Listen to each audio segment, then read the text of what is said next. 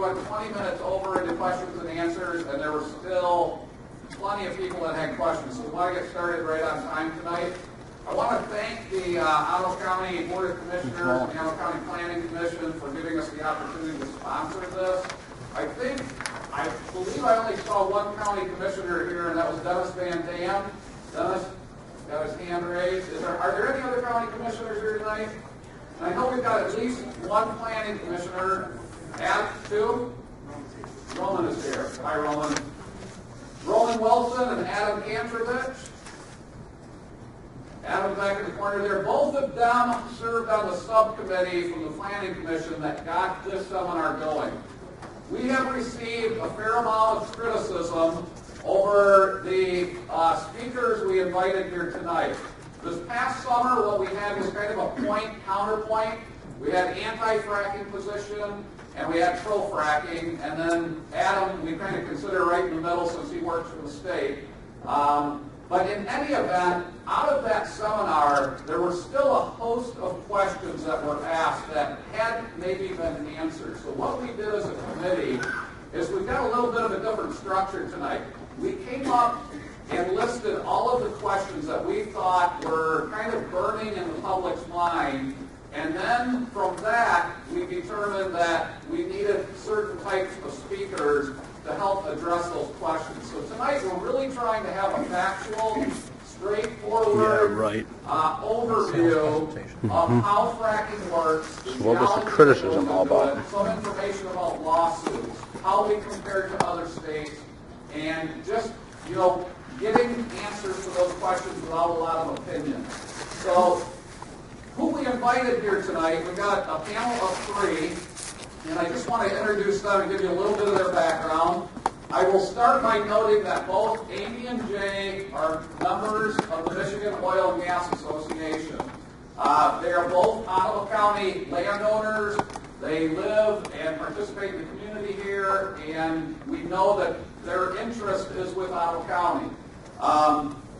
Adam, again, we had him in our first seminar from the DEQ, and he has agreed to come again tonight. Just a little bit of background. Jay Paul received his training as a geologist at Kelvin.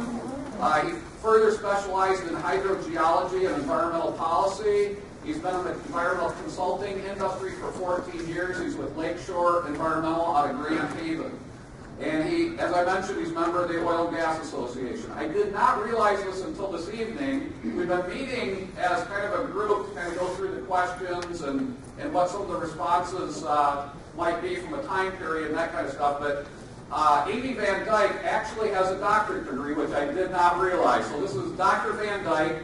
She's an attorney with Micah, Myers, Beckett, and Jones. She received her Bachelor's of Science in Geological Sciences from Western Michigan University, a doctorate in Civil Engineering and Geological Sciences, and her law degree from the University of Notre Dame. And she also serves as a member of the Spring Lake Township Planning Commission. Finally, last but not least, Adam Wygant is a geologist and section chief for the DEQ Office of Oil, Gas, and Mineral Permitting and Technical Services section.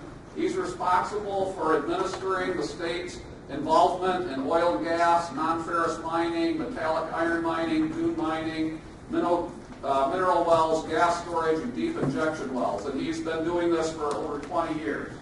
So we've got an esteemed panel. The one thing I'm going to ask you tonight, again at our last meeting, we had a little bit of heckling, we had some signs that were being waved, and it was kind of disruptive. Again, we want to get to the point where we get the information out, we have questions and answers, and at the end we have a half hour reserved. We'd ask that you respectfully reserve your questions until then, and then we will answer those questions. There may be an opportunity for another session if there's enough interest where we may just have an environmental panel come in and give their viewpoints as well. But tonight, we have this panel here. We hope you will respect them, and we'll have a good, informative training session.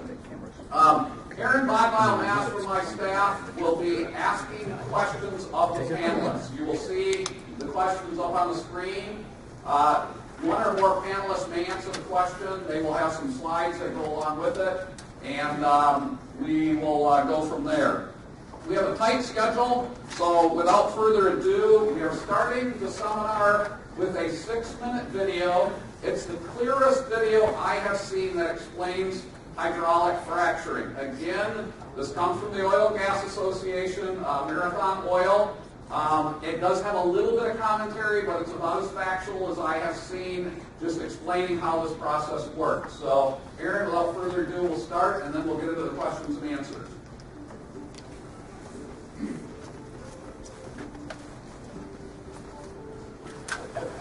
Geologists have known for years that substantial deposits of oil and natural gas are trapped in deep shale formations.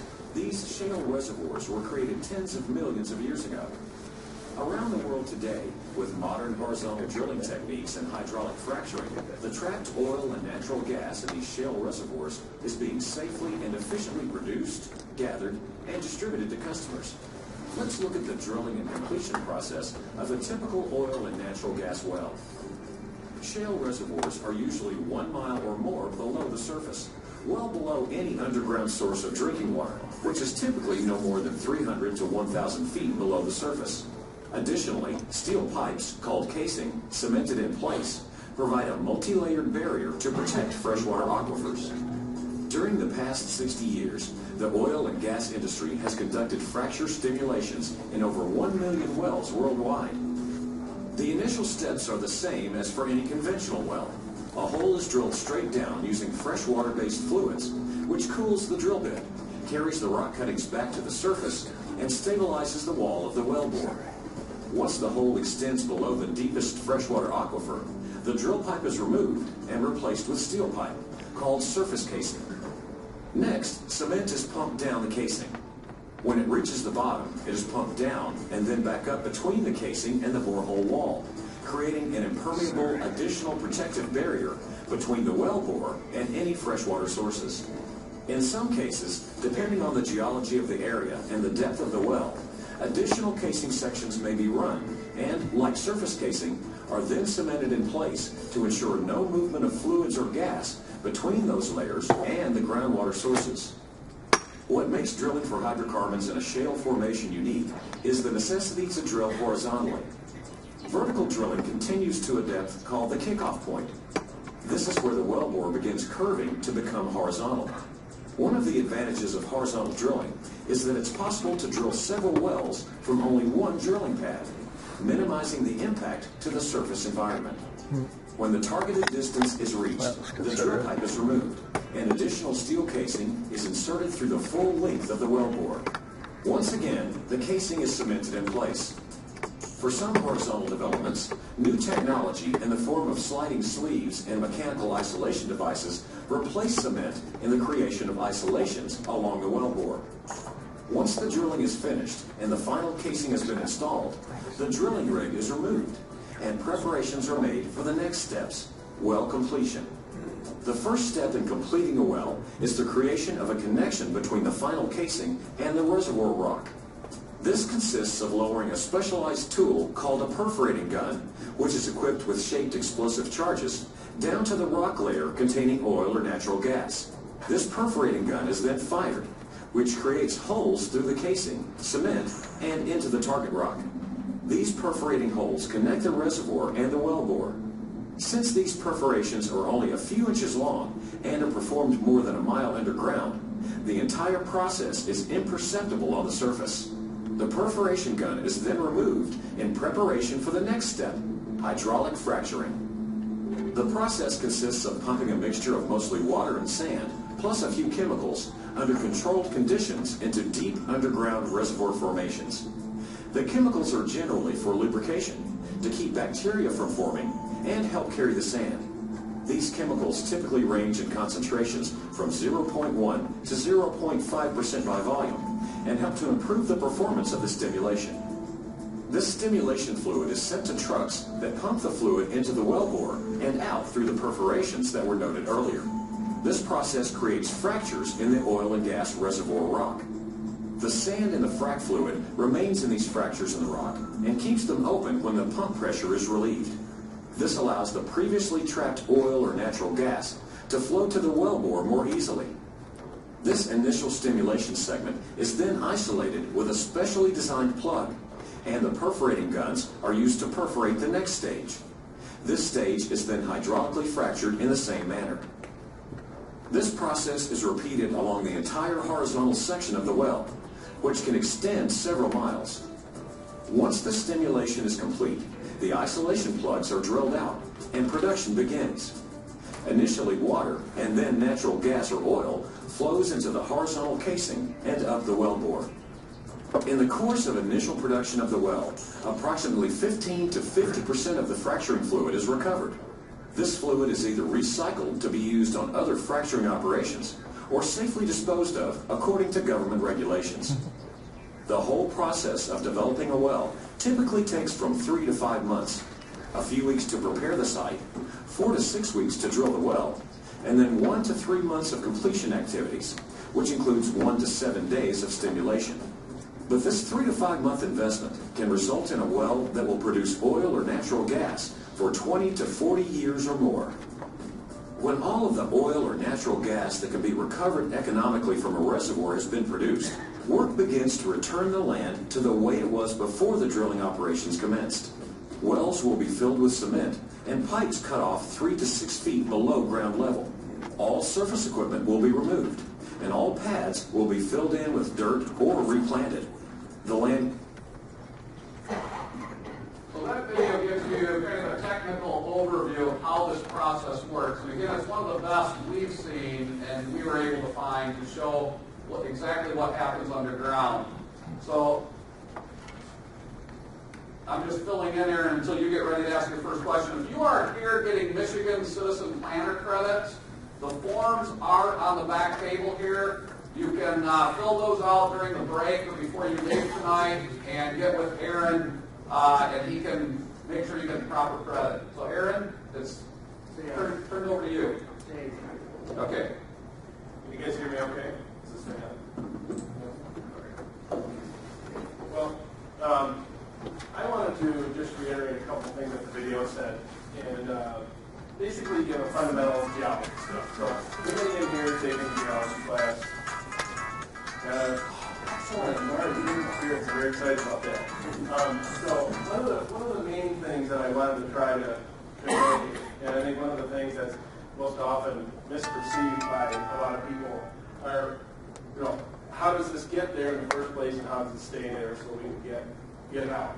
And so if you recall back to those geology classes, rocks are laid down over long periods of time. There's organic material that gets embedded with the rocks.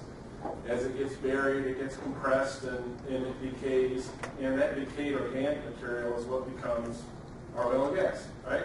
That ringing a bell? And it's based on temperature and pressure and so forth. And I love this because it's so simple, and it kind of gets to what we're going to be talking about here tonight, where we've got these organic rocks that have transformed and given us nice oil and gas that we can then utilize. The gas, being lighter, and the oil being lighter than water, or oil lighter than water, it'll flow up to the top and get trapped in the reservoir rocks. Okay, and this here is exactly what we're going to be talking about tonight. And you've got your directional drilling there. You've got your more traditional vertical wells shown on this map here. You don't get a great idea of what the depth we're talking about is here, but you can see the gas on top of the oil and on top of the water. There's water in the formation too, which a lot of times there is. So that's kind of what we're going for here. So this scared a lot of people because it's starting to get all sciencey on them. But what I wanted to kind of convey here is that the reservoirs that we're talking about are basically solid rock. They're not holes in the ground. They're not big caverns. They are solid rock. That or an area, even though it's got microscopic porosity, there's very little bits in the rock. And I've got some good examples up here. I'm going to actually pass around a few. One of my favorites, and I just went and picked this up from my home this week, but it's a piece of dolomitic limestone here, and it came from You guys have headed to Chicago before. You go over 80, you go over this huge quarry. You know, and of course I get all excited and I wish there was shorter walls because I want to see down in there. Well, this is actually a sample of some of the rock that's in there. And what you'll see here, I'll pass around a couple samples if you want to try to keep going around. You'll see that this rock has got big open spaces in it, but because of the dolomitization process, these open spaces have been filled in, and they don't communicate with one another. And a couple of them, you can actually see black spots. Start here, where that's actually tar. It's tar. It won't be dirty, but then that tar is a good representation of the oil and the gas that we would expect to see. So this rock right here, if it were economical to produce, they would have to figure out a way to try and connect those little tar balls and get it moved to this well. And here's some more. I've got different samples up here, nice fossils on here. Some of you have some Play-Doh from some elementary classes that I've used this for. And so what we're trying to do then is get these hard rocks to transmit what's in there. So that's exactly what we showed in the video there. And that's what these samples here are hopefully specimens, you know, because they're the right size. So our goal is to get this stuff out using, hopefully the best technology available to us. And you guys have seen some of this before. We've got these reservoirs that are pretty tight, and we've got a drill. You saw it in the picture there. Here's kind of the graphical demonstration. If you were to zoom in on these rocks, it's just like your well at home, you know, on the surface there, but it's several orders of magnitude less permeable. It just doesn't let it through as easily. So, and one of the interesting things here, this is actually an aerial image from out by my cabin here. I don't know if you recognize this, but this is an area that was developed for natural gas, and it's up in Antrim County. My cabin's up in this area right here. My family's there. There's a production facility down on the bottom there where they accumulate some of the water that comes up with the gas. And you see it's pretty well perforated there. And you can't see one from another. There's roads, and you know, one of the things that I think about fracturing, well, mainly directional drilling, is going to give the production companies the ability to do is maybe minimize the surface expression of what, you know, oil and gas development do. So we look at some vertical drilling. You've got a smaller area. In fact, you're really just getting into that area right around the well where it can penetrate the reservoir. And then we get into the horizontal or directional drilling where we can follow that formation along and then perforate through multiple layers and hopefully get a larger area of effect. So that's kind of what's going on here. And some of these things, then stimulation is kind of a general term for what hydraulic fracturing is an example of. And it's a very hot button issue right now, obviously that's why you're up here. But there's other things. It's not the only one. It's been around for a very long time, but they've often put acid down wells, acidize that. You know, it's a limestone formation, so acid's going to have a good effect. Those limestones that you see there are a good example of some that react quite well. This is a Marshall sandstone sample. There's actually two. One's brown, it's from Napoleon. This is one that's a little bit more gray. So you got different depositional environments. We've all seen this stuff. It's a pretty basic sandstone.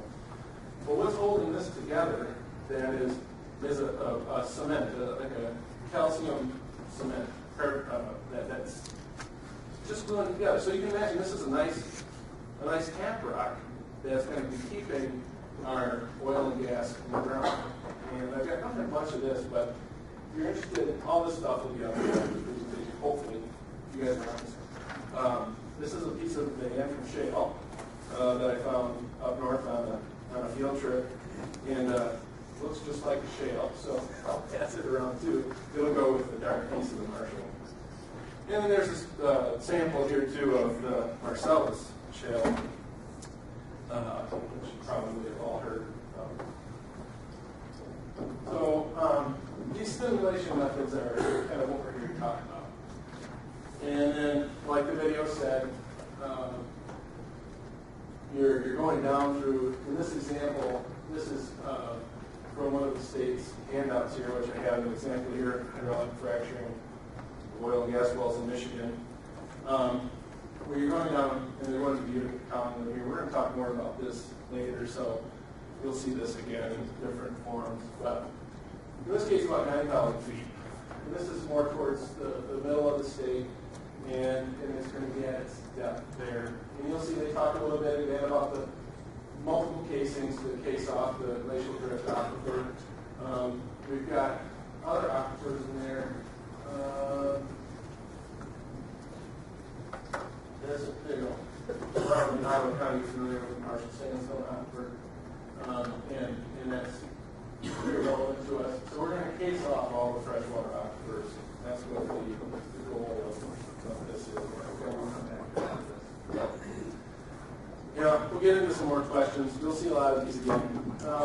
One thing, I have a little bit. It's hard to keep my rock collection at the office, so I do have a little bit of. I got some soils from all across the country, little jars of different sands and dirt. So, I'm a good nerd if you can't tell already. So bear with me, all right.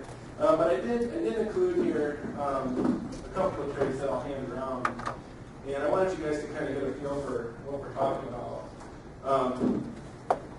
Here's a little vial of fresh water and hydraulic fracking sand that I have a specimen here that's marked at the beginning.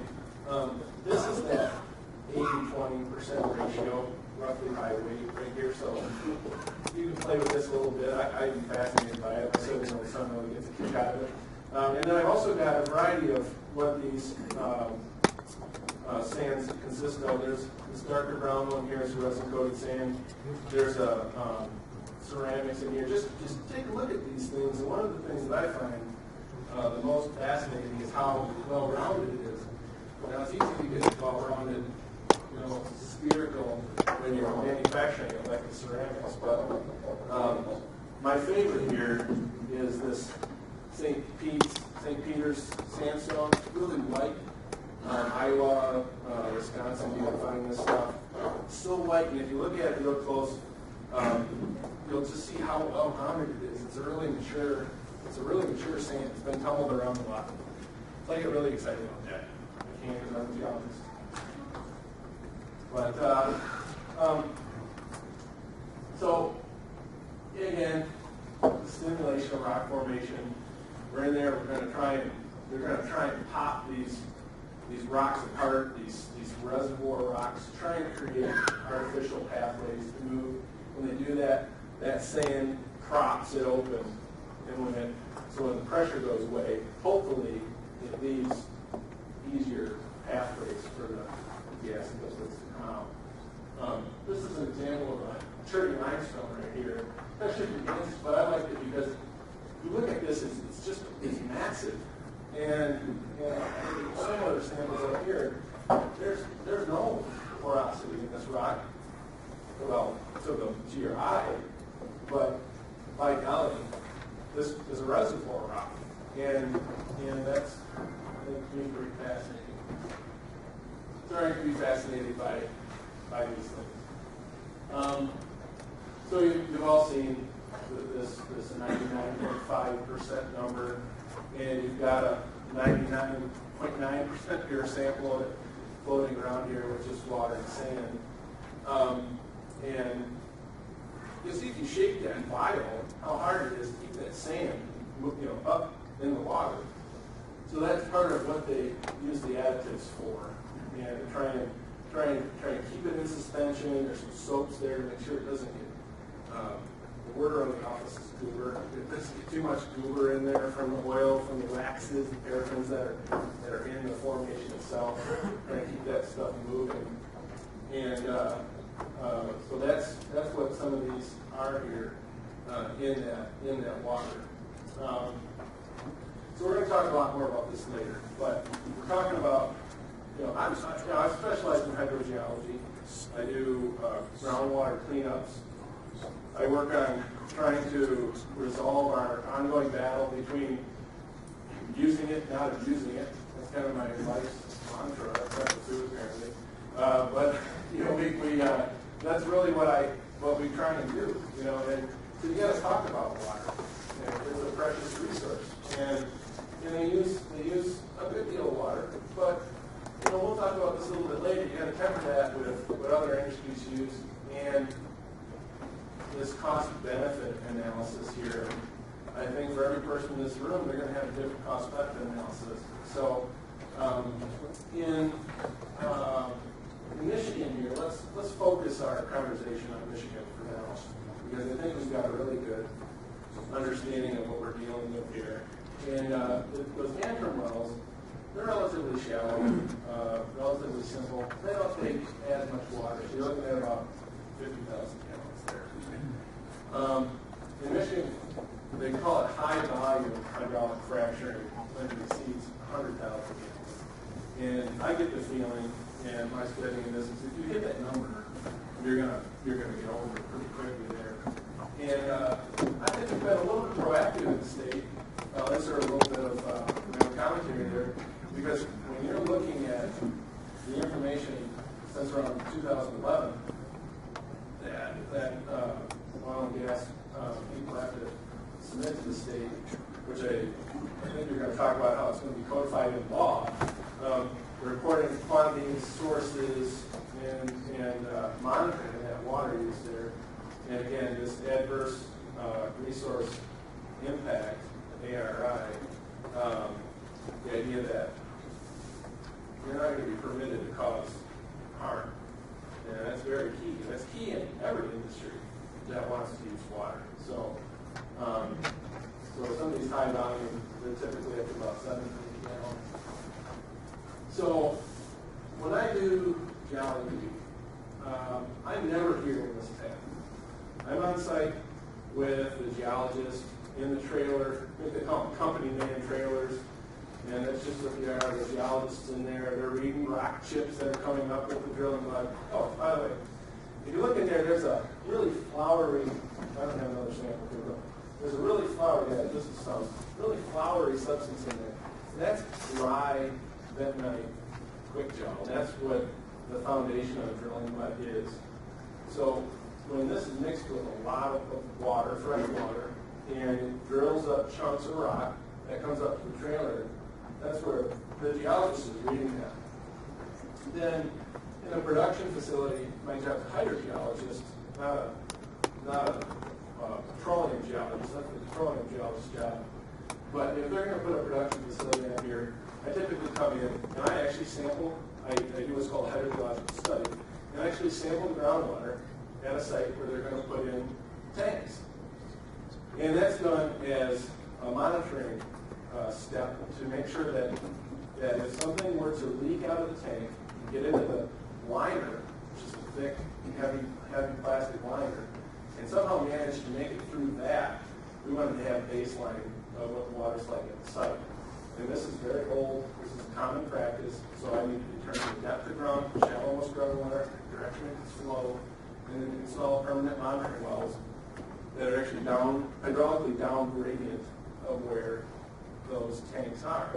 So I'm long gone, or I haven't arrived yet until they'll bring me in to do this hydrogeo study, but they know which well's been produced. So a couple elements here. Again, this will be. I have a little thing up here that you can edit with your phone if you've got one. Or go to our website at lakeshoreEnvironmental.com. It's Ottawa-HF. We've got some references there and hyperlinks.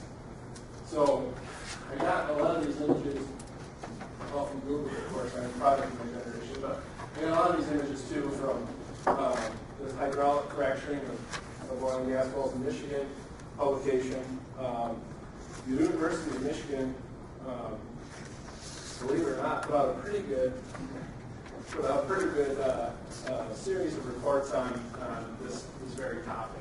It's very lengthy. It's quite a lengthy report, but a lot of my information and these images come from YouTube. But you're looking at a general layout of an oil and gas, probably a gas facility. Given this side a lot of attention here, but you see these labels here, and man, what an ordeal! This is pretty large. So you've got the freshwater pit, because if you're going to need a few million gallons of water, you're not going to keep it in drums, and even these, we call them frack tanks. Even these frack tanks can't quite take all that, so they build a line pond. And then you've got all the pumping trucks and so forth. You've got your storage for your proppant, which is the sand and ceramics and so forth. So it's quite the busy site. And you saw a couple pictures of it. This guy's really happy to be by the wellhead here. I don't know, I'd be a little bit scared. There's probably a lot of pressure back there.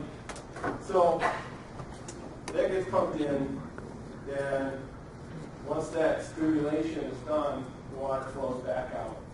And we all know that this is where a lot of the controversy lies. We're going to talk a lot about this later.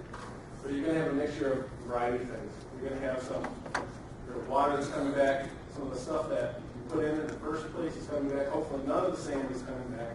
Chemicals that were underground will be coming back. You're going to be cleaning out the well of some of that drilling mud, and that's going to be flowing back. Rock debris and so forth. And one of the things that I was asked to talk a little bit about here is this norm, the naturally occurring radioactive material. And that's a really, you see radioactive and you're kind of red flag, but it's a very low, it's so minorly radioactive that steel, not lead, but just the steel itself can block it. And it's been shown since the early 90s to not be harmful. So, and that's typically again on sediments or things that stick to the pipe. In Michigan here, we're lucky to have some disposal wells so that water can, even with a lot of brine, it's tough to treat. Those disposal wells are, and we'll get to this later, we take it from one place, we put it down in these honey jars underneath the ground there that are sealed up tight, and that's where they're kept. And it's important to keep that tracked carefully, because if you have the wrong chemistry going on underground, you can create methane that you don't want. You can create bugs and mess up your the ability to inject in that well. And so they have chemical balance it. And a lot simpler pad here now. You don't have a pump. You've got in this case there's a flare, so that it is bringing up some natural gas. It gets burned off, and then it's flowing in pipeline right to a truck over there, where those fluids are off gas and then flowing right into that truck. So it's a very closed process there. And again, there's more of it in that in these handouts. So we'll talk about it more. Thank you, Jay. Yeah, that gives you some of a bit of an overview. One of the things, I've been on the fence regarding hydraulic fracturing for quite some time, and in some of the earlier discussions with Jay, one of the things that I learned is you had heard about some of this gas coming up, and again, these guys will talk about that, but as they talked in the video and Jay discussed, there's a lot of solid rock between that shale in Michigan and the upper levels of the aquifer and that kind of thing. And Jay kind of brought up at one point, he says, if this gas trapped down there was going to migrate anywhere, it would have done that by now over the last several thousand years. So, with the waters, the fluids that come back out, I'd always wonder, do those rise back up? But there is that solid rock that's there. What we're going to do now is we've developed these questions with the subcommittee of the Planning Commission. Aaron is going to ask the panel questions, and again, there may be one or more of the panelists that answer those. If you have questions that you want to ask at the end, please write them down. The slides from this point forward are numbered, so if you want to reference that, go back to it, that'd be fine. This presentation will also be available on our website tomorrow under the myottawa.org, and if you go to the planning department. So you can pick up this presentation tomorrow. So without further ado, Aaron, now you can start asking questions. Adam, how many high-volume fracking wells are active in Michigan? And how many permits are pending? We've had approximately 100 high-volume hydraulic fracture completions in Michigan. Since 2008, we've had 21 high-volume hydraulic fracture completions. Many of those long horizontals between 1 mile and 2 miles long. As far as how many are pending, we have about 14 permits that have been issued that haven't been drilled at this point. As far as the word active, I would say out of these 20, there's 21 that have been done since 2008. Probably just a half dozen are active. The majority of them have been actually plugged out. Jay, what are the prospects for an expansion of a hydraulic fracturing in Michigan? And what are the prospects for an expansion of hydraulic fracturing in Ottawa County via new wells and/or abandoned wells? Go ahead and go to the next slide there. So you guys have probably seen this before, and this is these are kind of the active plays in the United States. And again, basic bedrock geology in Michigan, looking at certain formations there that may or may not produce oil or gas. So here's the basin. Okay, it's just what it says. It's a basin. So those oil and gas producing formations, they're in a ring around our state. And one of the added slides there will be an answer. You can actually see where the wells are because of these different formations in here. And some of those mid-state wells, they go pretty deep to get down to those. They go pretty deep to get down to Utica, Collingwood down there, A1 card. And of course, you see the antrim at the top. When you come up here, afterwards, take a look at this. This is also on the internet. In Ottawa County, we have. Go ahead and give me one more slide there. There's kind of the line. You see the antrims up there. You've got some Niagarans, of course. There's a lot of work going on in the south part of the state right now. Go ahead and give me one more here. This is one of the old slides here. Boy, doesn't that look terrible? All those black dots right there are actually dry holes. The blue or the green dots there are oil wells. Some of the red ones are gas wells. So you can see it's already fairly active in the county. But what we're looking at here, go ahead and give me one more slide. You can see crystal ball here. It's kind of hard to say. There's been some exploration in the county, but for one thing, our formations in this county are pretty unlikely to need hydraulic fracturing as the type of stimulation. Acidization is one of the more common ones. So it's anybody's guess what the likelihood is. I certainly am not going to wager that guess. So it's just a ball. The next subjects we'll talk about are stage regulations and health environmental concerns. Jay, what is involved in the application process for an oil and gas well that utilizes hydraulic fracturing? Actually, are you going to start on that one? You want to talk about this one? No? Okay, well, basically there's going to be about 10 forms or so that you have to fill out. But there's about 50 forms that you could fill out. And to do this, you have to compile all of the information that you have for your drill site. You also have to provide things that I think are pretty important, like environmental impact assessment. You've got to input your plan for where you're going to get your water. Of course, where the well is going to be drilled, how deep it's going to be, final hole, bottom hole location. There's some bonding requirements and so forth. And like I say, there's about 50 other wells in there. And then I'll get submitted to the DEQ for review. And that's the important part. The DEQ reviews all that stuff, and there's a lot of oversight. We'll talk a little more about pressure tests and so forth. And then of course, flow reports if there's a problem. So that's kind of on the surface what's involved there. I don't think that would be more than that. You guys hear me all right? Permit application comes into our office, our permits and bonding unit has all of these things that you're talking about, environmental impact statements. It's the plan for casing, cementing the well in. From that, I kind of answer this question later on. We end up modifying about 3/4 of these, working with companies. Either their plan is incomplete, it's not administratively complete, or it doesn't meet our regulations. Certainly our interpretation of geology and cementing and casing requirements. Hydraulic fracturing, they've got the extra, on the permitting end, requirement of getting a water withdrawal approved. Typically that requires running the water withdrawal assessment tool to make sure there's no adverse resource impact. They're required to submit, if there's water wells in the vicinity, they're required to put a monitoring well between that residential well and the water source well.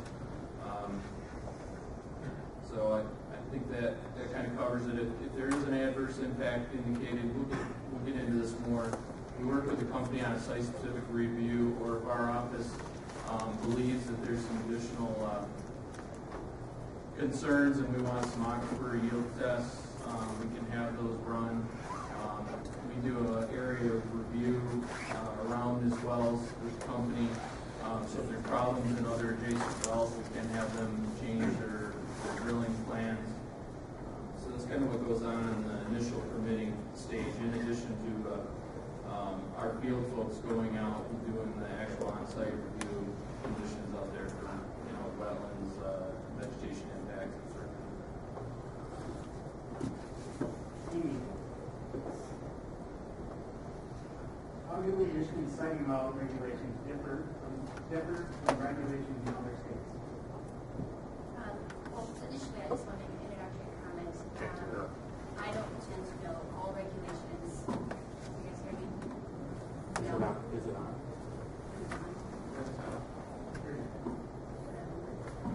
On now? I just have Wi-Fi, sorry. I'll try to pretend I'm talking to my kids and I'm upset. Can't hear. Still can't hear in the back, Amy. Okay. My introductory point is I don't want to pretend to know all regulations in all states, but I do want to kind of give a general overview that kind of explains why I think Michigan does fairly well here, because the regulations that we do have compared to many states are different. And so I wanted to kind of give you an idea of that, and then first give a shout out to the places that I got some of my tables and maps. And so the tables are courtesy of the Greater Sustainability Institute study, as Jay mentioned that earlier. That is a fairly comprehensive study that they're doing, and there's another year to go in that. The maps come from the Center for Energy, Economics, and Policy. So just want to do my due diligence as the attorney. Hey, Amy, I'm sorry, we can't hear in the back. I'm going to pull that right out of the mic stand. Better? Yeah, keep it next to your. Okay. Oh, this is my shout out, so forget that. So we'll get down to some of the details. As we talked about, there's an extensive permit process, and so I think that kind of folds into what's different about our state and some of the other states. But talking about some specific things, and one more interesting comment. These maps were from 2011, and I want to note that many of the states on here are currently or have recently undergone some changes in their regulations. But I think this is good to look at. As you can imagine, states that have changed their regulations or laws have made them more stringent. and more like Michigan's. So we kind of take a snapshot of 2011 to see how we compared in certain situations. And this first map shows what states had a pre-drilling water well testing requirement, and we've already talked about a little bit about that. And you can see that Michigan does have one, and we should compare it to some of the other states and see what they have and what they don't have. I do know that California does now have a water well testing requirement, so I know that has changed. Some of the other things that go in, that I think go into the permit process that are important is that we require lined berms in place in case there's a tank or a pipe spill. That is not the case in all states. The permit process is going to evaluate road locations and take, also we have to consider some of the requirements of the Clean Water Act with regards to stormwater permitting to make sure that we don't have any erosion possibilities that would cause some contamination. You have to consider Part 303 of the Natural Resources and Environmental Protection Act, particularly with regards to the wetland protection program, if there's wetlands in the area. And also the Endangered Species Act and Migratory Bird Treaty Act also have to be considered if they're applicable in a particular area. Go to the next slide. That just shows some of the states that don't have pit miner requirements versus Michigan. Let me go to the next. Okay, particularly this question is how does Michigan setback regulations compare? Let me go to this next slide to show that here. In Michigan, setback requirements are generally 300 feet from freshwater wells for human consumption. And then if there's any surface facility equipment, those have to be sited 2,000 feet from large public supply wells, 800 feet from small public water supply wells. If you're drilling on state land, you have 1,320 feet setback from lakes or streams. Drilling under the Great Lakes, as you may know, is prohibited. And you have to drill 1,500 from Great Lakes shoreline, again, if you're drilling on state land. So you can see up here a comparison of some of these setback restrictions for buildings in particular. Michigan is 300 feet, and you can see there's some states are 500, some many states are lower than that. Ohio, some of the restrictions in Ohio really go all the way down to 50 feet. So this table is probably hard for you all to read. So I guess if you're really interested in content, you can go on the website. See it, but again, it's just a comparison of setback requirements between Colorado, Illinois, Michigan, Ohio, Pennsylvania, Texas, and just gives you an overview of the differences and how Michigan is different from those states that have been chosen. Did you have anything to add on either of those? Just stop me at any time. Feel free to just No problem. cut me off.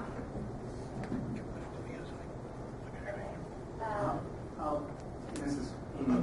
How do Michigan well casing regulations differ from regulations in other states? Okay. Again, if we look at the map, we can see that this is showing casing and cementing depth regulations. So in Michigan, the minimum casing cementing depth below freshwater aquifer is 100 feet. And you can see not all states have a minimum casing cementing depth. Some of them have performance standards. Some are just case by case addressed in permit. And some have, there's no evidence of a regulation at all in regards to that particular. And I think probably Adam can give more details on this, but I do know that some of the other things that are different about our regulations are that it has to have a minimum strength of 1.2 times the greatest expected wellbore pressure. For instance, I know that's not the case in Ohio. And I'm pretty sure that if you're doing a high-value hydraulic fracturing, that there's a second intermediate layer. So you actually have, here, the next slide, I'll show here. That's just cement type regulations.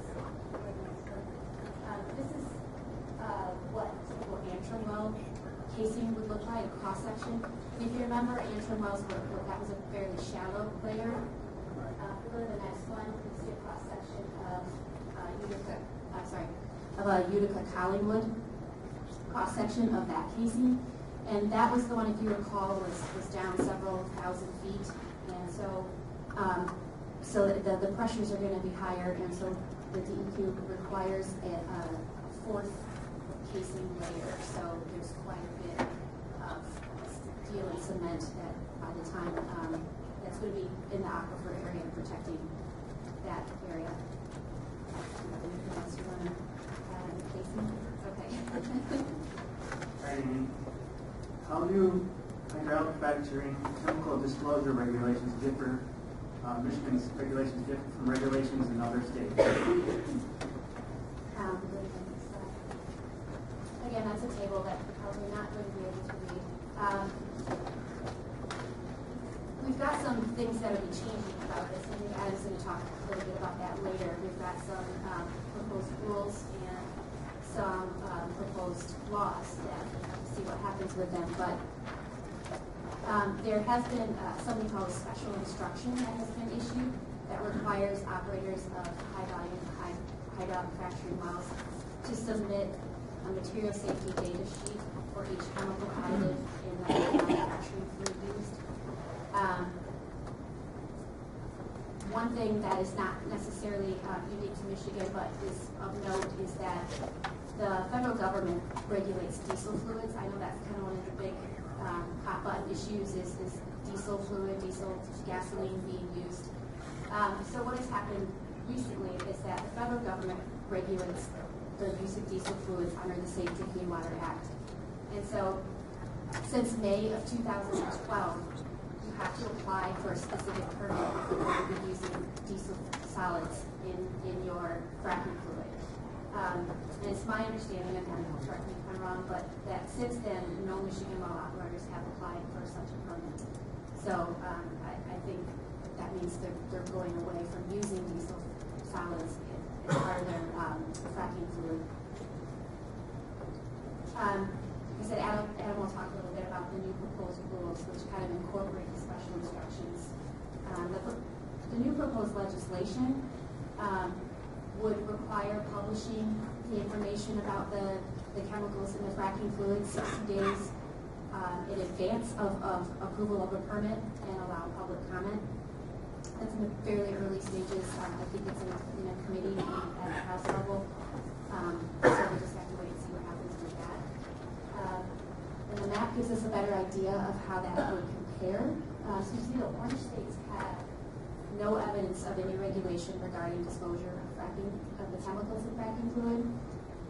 The blue states have disclosure required, and there's one purple is like disclosure requirement exclusion. So there is still a fairly broad range of requirements. So we do have some requirements in Michigan, but the proposed rules and legislation would actually make those requirements even stricter than what we have right now.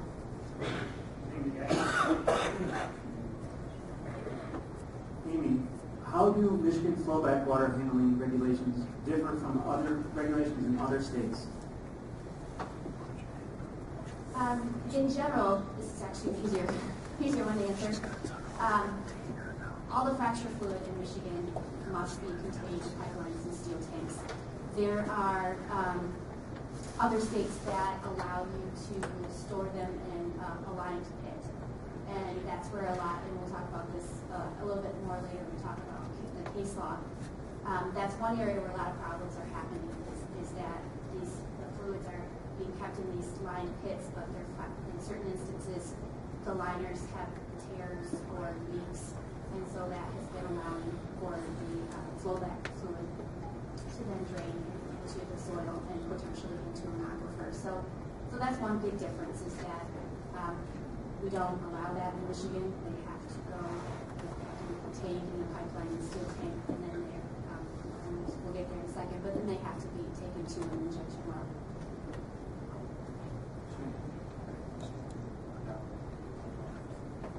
I think that map just shows, that we are dark blue, so we are steel tank required. And then the lighter blue shows where the pits allowed and regulated for the fluids. Anything to add, Adam? No, I just would say that this is one of the strengths of our regulatory program is this use of steel tanks for the flowback fluid. Probably touch on this a little bit later, but we want to leave the door open for recycling, but we recognize that this being one of the strengths of our program, we definitely don't want to shut the door on recycling of flowback fluids because that technology is coming and it's advancing. It's just that, as Amy said, it does introduce an element of risk that we don't have by housing. You kind of saw the swimming pool type design. You're holding large quantities of water on site. That water, not it's not safe for drinking water in terms of the chlorides that are in it and other hydrocarbons and so forth from the hydraulic fracturing. So we want to handle that carefully, and then frankly we haven't seen the volume of high volume activity that even makes some of this recycling and use of these large facilities practical at this point. So in other words, if you have multiple drill rigs going in one area, it becomes more beneficial or practical, I guess, to take flowback fluid from one well or a couple wells, putting them into these storage tanks, recycling, that sort of thing, reconditioning for frac fluid, and then using them in the operations of another completion. Amy, how do Michigan oil and gas well emissions regulations differ from regulations in other states? With regards to emissions, once the well is, the infrastructure is complete and the well is a producing well, any methane that comes back in the flowback fluids, if you recall Jay talking about that how things are going to come back up after the drilling process, that methane must be separated out from the flowback fluid, and it's sent by pipeline to a gathering system. And Adam let me know today that they do allow some flaring before that infrastructure is put in place. When I think it's a test well situation, so they're not really sure yet if it's going to go or not. But if it's going to be a well that's producing and it's going to be ongoing, then my understanding is that flaring has to stop and they have to collect it in the pipeline and separate it. And I think you can see from the map that there's various ways that it's handled. There's restricted flaring in 15 states, with Michigan being one of them. And then anything from no regulation to notice and approval or a discretionary standard. I'm not sure exactly what that means, but so that's kind of the differences that I'm aware of. I'd like to point out that our Michigan statute does require that and flaring is not the same as emitting. Flaring is a destruction where you're trying to completely combust the gases that are coming up. But in Michigan, you're required to destroy or flare that gas. You're not allowed to just emit it. So again, the strength of our program in using the steel tanks, that's one of the strengths of not flowing back to open situation like that, is we have the ability to collect those fugitive gases and destroy them with a flare. Also, if there's hydrogen sulfide, if it's a sour well, our H2S regulations require us to destroy them. Now, this summer when I was here, I explained that we learned a little bit from the Riley well, drilling out the plugs on the Riley well in Oceana County, because it's very difficult to control the H2S odors there. We had problems because it was a nitrogen frac with that flare staying lit. So since then, with some of these other A1 carbonate completions, we're requiring companies to put propane out there. So they've got a propane-assisted flare, and they're able to set the delays on these pilots shorter durations. So what you don't want is a situation where you've got the H2S, the rotten eggs odor, your flare is out for 30 seconds or a minute at a time, where that thing's pumping that out, because you can smell that rotten egg smell for miles at low concentration. So now what we have again is that pilot stays on with the assisted propane, and even when it's burning, you'll hear like a zap every 15, 30 seconds. So even if that pilot was out, it's relighting that. So admittedly, we did learn from the Oceana project. The only other thing that I wanted to say is that Michigan was ahead of the EPA green completions in this area of capturing. Even on test and when you're drilling a well, if you encounter these gases, you bust them out and you send them to a flare to destroy them per our reg. On individual oil and gas sites where they're drilling, and then even some small production facilities, you're not required to have a permit from our air quality or renewable operating permit because you're not exceeding thresholds on those individual sites. Where you have larger compressor stations, larger production facilities, or gas processing facilities, you are also regulated by air quality with their permits.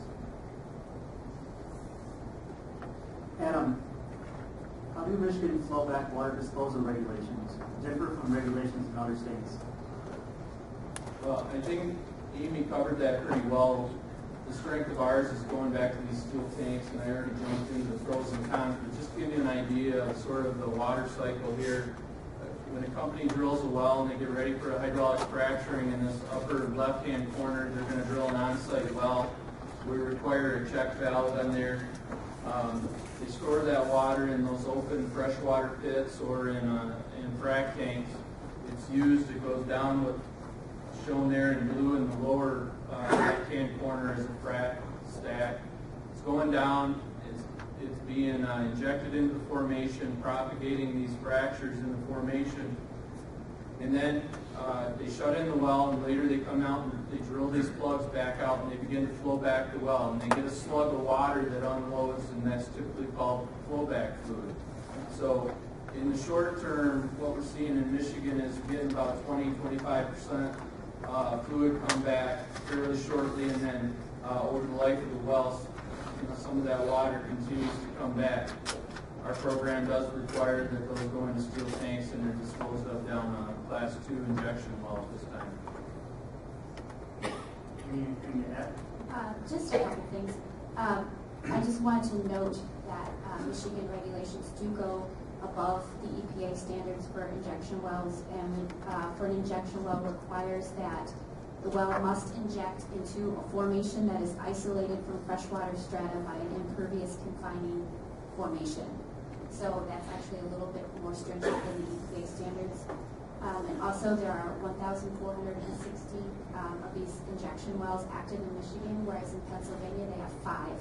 So you can see the issues in Pennsylvania that we don't have. They don't have places to put this flowback fluid, and that's led to some of the problems they've had using the open pits that haven't worked, and sometimes they have tried to treat it and release it, and that didn't work out either. So that's one way we are in a better position than Pennsylvania.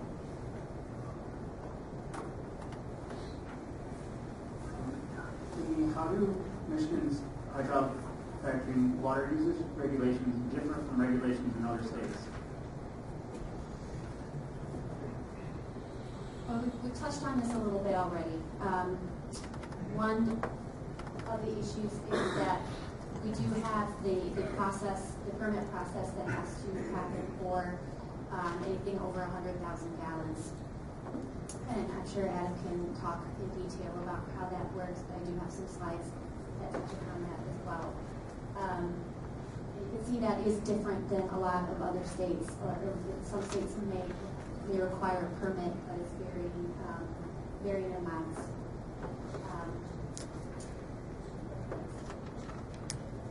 This is the slide on the water withdrawal assessment tool that both Adam and Jay have talked about earlier. And this is what the process that a driller is going to have to go through if they're going to be taking out more than 100,000 gallons per day. Is that correct? Per day. It's going to be over 100,000 gallons as average over a 30-day period. Okay. If you back that down, what that kind of means in a practical sense is they're using a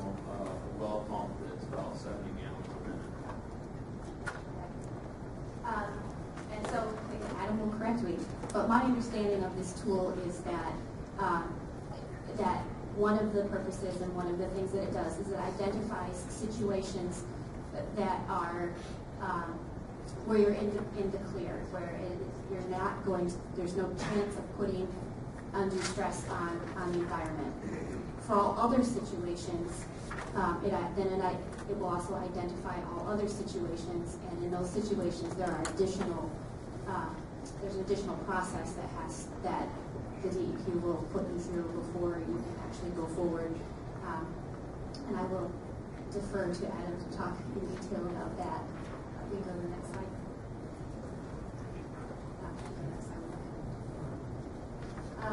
Adverse resource impact, or ARI, is just something that you might have heard Jay mention, and that is what this water program is supposed to identify. If the requested amount of water would produce an adverse resource impact, which is defined as, you can see, decreasing the level of a lake or a pond with a surface area of 5 acres or more through a direct withdrawal from a lake or pond in a manner that would impair or destroy the lake or pond, or the uses made of the lake or pond. And it obviously goes on, but that gives you an idea of what we're talking about when we talk about an adverse resource impact. And that's what this test is going to identify. In addition to this test, there are some common law limitations that have been established in case law. And I won't bore you with the details of those, but I'll just give you a general idea. If you're just going to go through the common law, the case law, the limitations that have been established thus far are only applicable if withdrawal of the water would interfere with another groundwater well or the riparian rights of an owner of a connected stream or lake. So those are the two situations where a court under common law limitations that have been established will step in and perhaps prohibit water withdrawal. And what they're going to use in those situations is something called a reasonable use balancing test. And this is the case that this balancing test was established in. And basically, it's one of those tests that courts like to use where it's going to differ on a case-by-case basis. They are going to look at all of the factors that are unique to the situation the court is addressing, and they're just frankly going to try to balance them, the pros and the cons, and say, what are the pros? What's the water being used for? What's the benefit of the water that's being used? What are the cons? How much of a potential harm are we talking about? And at the end of the day, honestly, it's just kind of a sniff test, that the judge is going to look at all of that, or she is just going to have to figure out which side they're going to come down on. Adam, how do Michigan brine application regulations differ from regulations in other states? No, I'm not sure how they differ from other states. I guess I'd just like to address how we do it in Michigan. I mean, certainly we use it for ice control and dust control in Michigan. Back in the 80s, our office tried to move away from brining, using brines from production wells for dust and ice control. That was challenged in court by local counties, road commissions, a coalition of governments, and we lost. So thou shalt approve brining, but it moved forward under certain conditions. So how our rules have stated since the 90s, and it follows this judge's order, is that we approve in the Office of Oil, Gas, and Minerals a brine production, a brine source, whether it be from a mineral well or from like a production well. So the test that we use is it has to have at least 20,000 milligrams per liter of calcium, and the big thing here is on the VTEX that there can't be over 1,000 parts per million. Benzene, ethyl benzene, toluene, or xylene in each of those cases. Once brine source is approved by our office, and it's approved on an annual basis, the DEQ Water Resources Division has an application. It's a general permit under their certificate of coverage for NPDS for discharge. And so that general permit contains conditions on how much Lake Road Commission can spread, volume per lane mile, that sort of thing. So that general permit, I understand, is up for renewal in 2020. Anything added? Nope, I really couldn't find a whole lot on other states. I don't know if they're not regulated. Adam, how do Michigan silica dust regulations differ from regulations in other states? This is just a picture of a hydraulic fracturing site. I took this picture of a big white hopper. Is basically a truckload of silica sand, and it feeds by gravity down into a conveyor belt that goes into a blending truck, so that 99.5% frac fluid, which is water and proppant or sand, this is the business end of that operation. So one of the concerns here is with silica dust blowing off these containers, or especially true of exposure to workers. So in Michigan, our statute doesn't have anything to cover, like specifically the issue to workers. That would be my OSHA requirements, and I know that they're working on that. I think they may have reduced the exposure limit some, or proposed that. From a secondary standpoint, dust, we can get involved from a dust and erosion control standpoint too. But the primary concern there is for workers in and around the blending truck. Adam, which agency reviews hydraulic fracking permits submitted to the state? That's our agency, the Office of Oil, Gas, and Minerals. Adam, what opportunity does the public have to review and comment on state hydraulic fracturing permits? Our statute, it's actually in the statute, not in the rules, but it's 61525 requires our office to do a weekly list that contains numerous information like producing depth of all the applications that come in. So our Office of Permits and Bonding Unit does that on a weekly basis and puts that on our website. That's probably the best place for a concerned citizen to receive notification of a new oil and gas well coming in. Here recently, what we've done is we've added some additional information to help folks visualize where those actual well bores are. Because we used to use quarter. It was pretty plain on trying to figure out where the top hole is and the bottom hole. So we're trying to add in extra information so that people can drill down and get used to seeing it. Like Jay said, I think most of us use Google, so we're used to going on. And so now you can find your well spot on a map like that and see where it is in relation to your house or street, that sort of thing. And secondly, we've just recently set up an email delivery system, so you can click on there if you want to provide comments on a specific well while that application is open. You can do that. So we tried to provide that a little easier.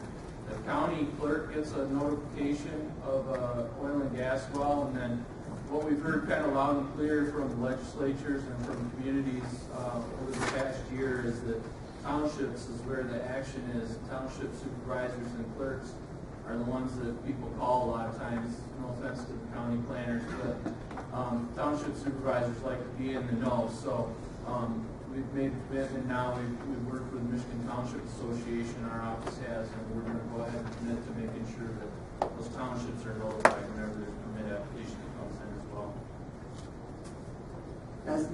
Has the state denied any permit applications?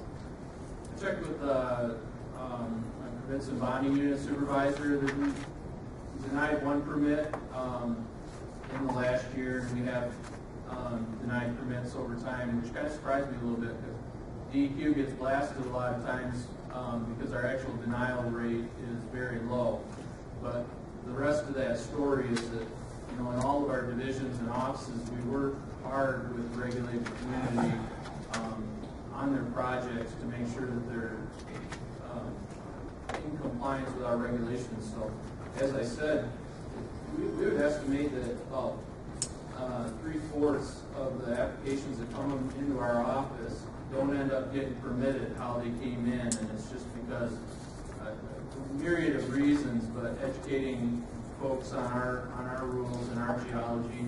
It's common to get a company that comes from Texas or somewhere, Colorado. They're used to operating in all these other states, and then we have to explain to them, like our spills and loss reporting and our casing plan. I could have added on the casing plan, we have an intermediate casing concept that came out in 1973 from the Williamsburg incident, where we did have an aquifer charged up because of well construction. We had too much open borehole on one of those wells. This is 1972, and it allowed, when you had a well control incident, in other words, you hit into high pressure gas that came up the hole, passing the weighted drilling fluid, was able to get into fractures in a higher formation. So really, and then that charged up the aquifer. It came out in Grand Traverse Bay. It came out in people's water wells. So since 1973, we've had supervisor instruction that's been principally concerned with subsurface blowouts, surface blowout, and this concept of intermediate casing was key, where before you get down into these higher pressure gas zones, you've got extra steel and cement, and you're not simply relying on weighted drilling fluid.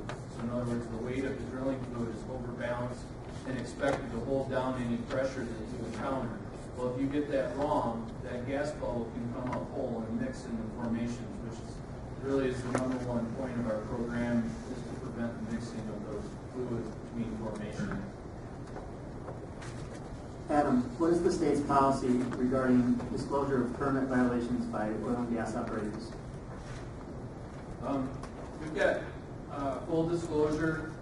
We've got documents that are available with FOIA. We're required to submit an annual enforcement report to the legislature that's available publicly. Also, folks get frustrated about confidential status. Companies can claim confidential status from the time the permit is issued till 60 days after they reach total depth. During that time, we really can't talk about a well. But if there's a spill, a loss, a violation, release of H2S, those kind of things go away. That confidentially goes away, and we can talk with the public. I will say that we're working on this year's legislative report. We responded.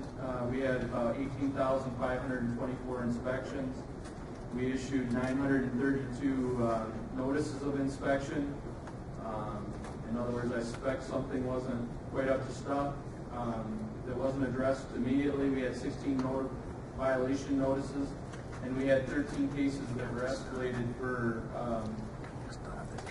escalated enforcement. So I don't want to paint a rosy picture that that things don't happen out there, and that we don't have to work on companies that have better housekeeping address issues. We do.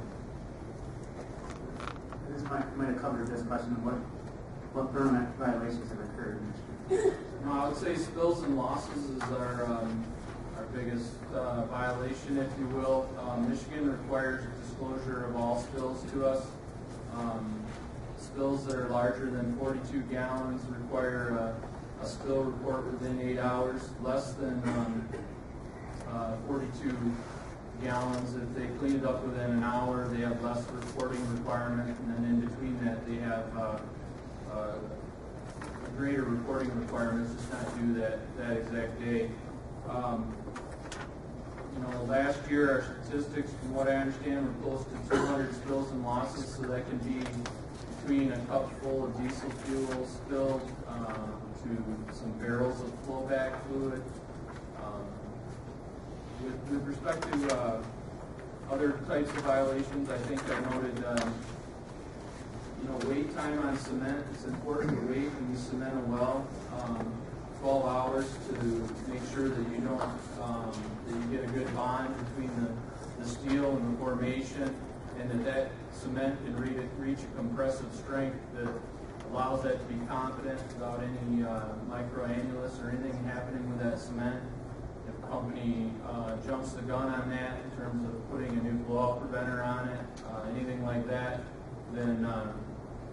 then we can require them to run geophysical logs and mechanical integrity tests to make sure that they remedy that situation or prove that there's integrity there. And if they can't, then they've got an unusable well. So, and right now we're finalizing our cementing and casing plan because it's very important to us to make sure that that's being consistent across the DEQ. Otherwise, we have other minor violations that occur, like vegetation clearing. For safety purposes, we need to keep vegetation back around oil and gas sites. So we quite commonly let them know that it's time to mow burns and that sort of thing. We just don't want combustible material around these. From a safety standpoint, missing signs and emptying of fluids like any secondary containment. We have, since the 80s, we have secondary containment requirements, but they're only good and only have capacity if you keep the rainwater out of them and cellars around wells. So that's a common thing. I'm going to break in at this point. We are going to take a small break. I see some people with crossed legs and red faces, so we'll take about 5 to 10 minutes if you'd like to use the restroom. There's still cookies and coffee in the back. We'll get started again in about 10 minutes with one of the questions about the gas lamp movie, so look forward to seeing you back here in a few minutes. Take it up with the planning commission. High likelihood, there are comment sheets on the table, so if you have comments about what you'd like to see or not see, or anything about the seminar, if you give us a rating tonight, that would be great. Without further ado, Aaron, we'll start back into the questions. All right. Can you hear me good? Well, all right. Amy, movies such as Gasland, videos circulating on the internet show residents in Pennsylvania near hydraulic fracking sites lighting their tap water fire. Is this really occurring in Pennsylvania? Is this a concern for Michigan? I think Adam will weigh in on this as well, but Jay, really, because a lot of this is a geology issue. It has to do with where the strata is located, how close to the surface it is. And my understanding is in Pennsylvania, it's fairly common for natural gas to migrate beyond its source rock.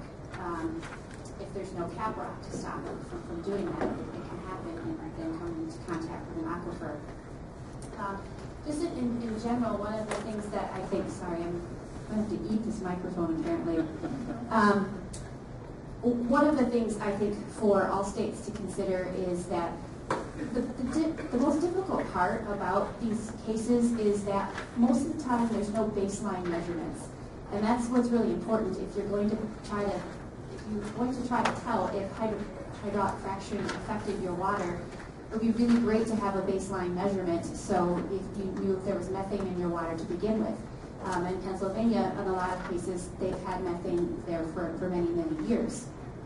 And I do think there are some areas in Michigan where the Antrim is overlaid simply by glacial drift, and I think in those areas, and I think, correct me if I'm wrong, Jay, it's over, I bet there's some over by Traverse, or in the,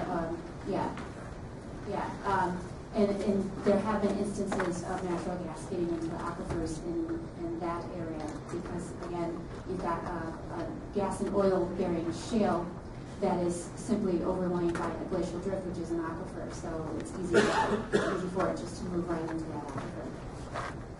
Yeah, we call that subcropping, because these oil and gas bearing rock layers, are tipped up on end. Where they're tipped up underneath the glacial drift, the gas can migrate up through the glacial drift and into the water wells. We've also had some incidences down where the Howell anticline, a little structural feature, same kind of thing, where that higher fractured oil and gas bearing rock can release that. We've also got occurrences where you have organics buried in glacial drift. You can produce methane. So is it true about Pennsylvania has very complex geology? I think that like a lot of Pennsylvania's geology is up and ours is down. It is different. They have coal bed methane. They have these numerous Marcellus shale zones. They don't have disposal zones. So I mean, there's a lot of differences in geology where ours are Ours is a basin, it's wet, and it's just different. But having said that, I think what I just alluded to is like in Dimmick, Pennsylvania, they didn't have a hydraulic fracturing incident that charged up those aquifers. They had well construction problems. If you construct a well improperly and charge up an aquifer or mix methane amongst those areas, you're going to get a stray gas incident. And certainly Michigan has had a couple big stray gas instances. I mentioned the Williamsburg incident in 1972, and then I think about 1968 was the Marshall incident where gas charged up and methane, which is the most mobile in a blowout, went up to 10 miles from the source in the aquifer. So it is a big deal to us. The lighting of faucets, the lighting of bubbles, methane, those things are not new. They're reported independently and prior to oil and gas activity, but it is the reason why we focus on the cementing and casing plants that we do. Jay, what are the possible water contamination risks for Michigan from hydraulic fracturing through the following mechanisms? Hydraulic fracturing, directional drilling, new subsurface fractures in the bedrock caused by hydraulic fracturing, existing natural fractures, networks in the bedrock, or flowback water. So I could answer every single one of those, but I'm gonna just generalize here because I think that this picture here kind of tells it all. We talked about a lot about this here, and you can take the science and the engineering as far as you possibly can, and regardless of all those engineering abilities, all that science, everything we try to apply to these sites with pad construction, liners, casing, all that stuff, I'm employed because sometimes it doesn't work out right. And so, I think it's important that we tell you here that we're designed to keep problems limited to the site and keep the aquifer separated here. We've done our, I think, like I say, you've seen in these slides here that Michigan is actually pretty progressive when it comes to regulating this stuff. And accidents still can happen. You've still got the stray valve, you've still got the tipped drum, but you are doing everything you can to engineer for the safety of yourself and to try and when an accident does happen, minimize it and facilitate its cleanup. So that's really our obligation as an industry to continue to, I'm an environmental consultant, so I've been hired to clean up brine spills and oil spills at the wellhead itself. And when it's done properly, you can walk away from it, and that's really key. So that answers all those questions there.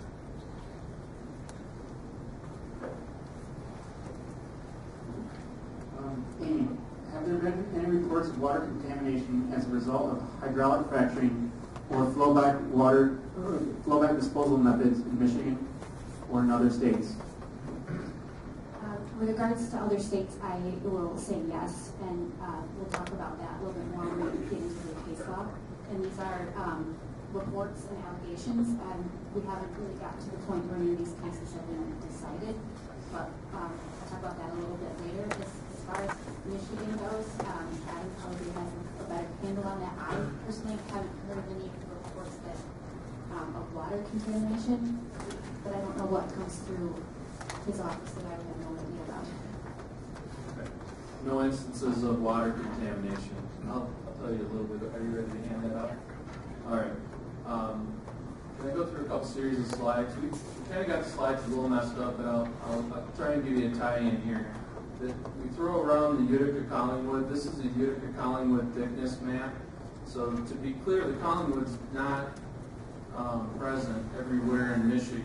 The well control records that we have, and that's another strength of our program, is we've got just file cabinets, miles and miles of logs and so forth, showing Michigan geology This is the Collingwood thickness map, so it's very thin along the southern edge there, with the thickest kind of being centered Crawford, Kalkaska County area.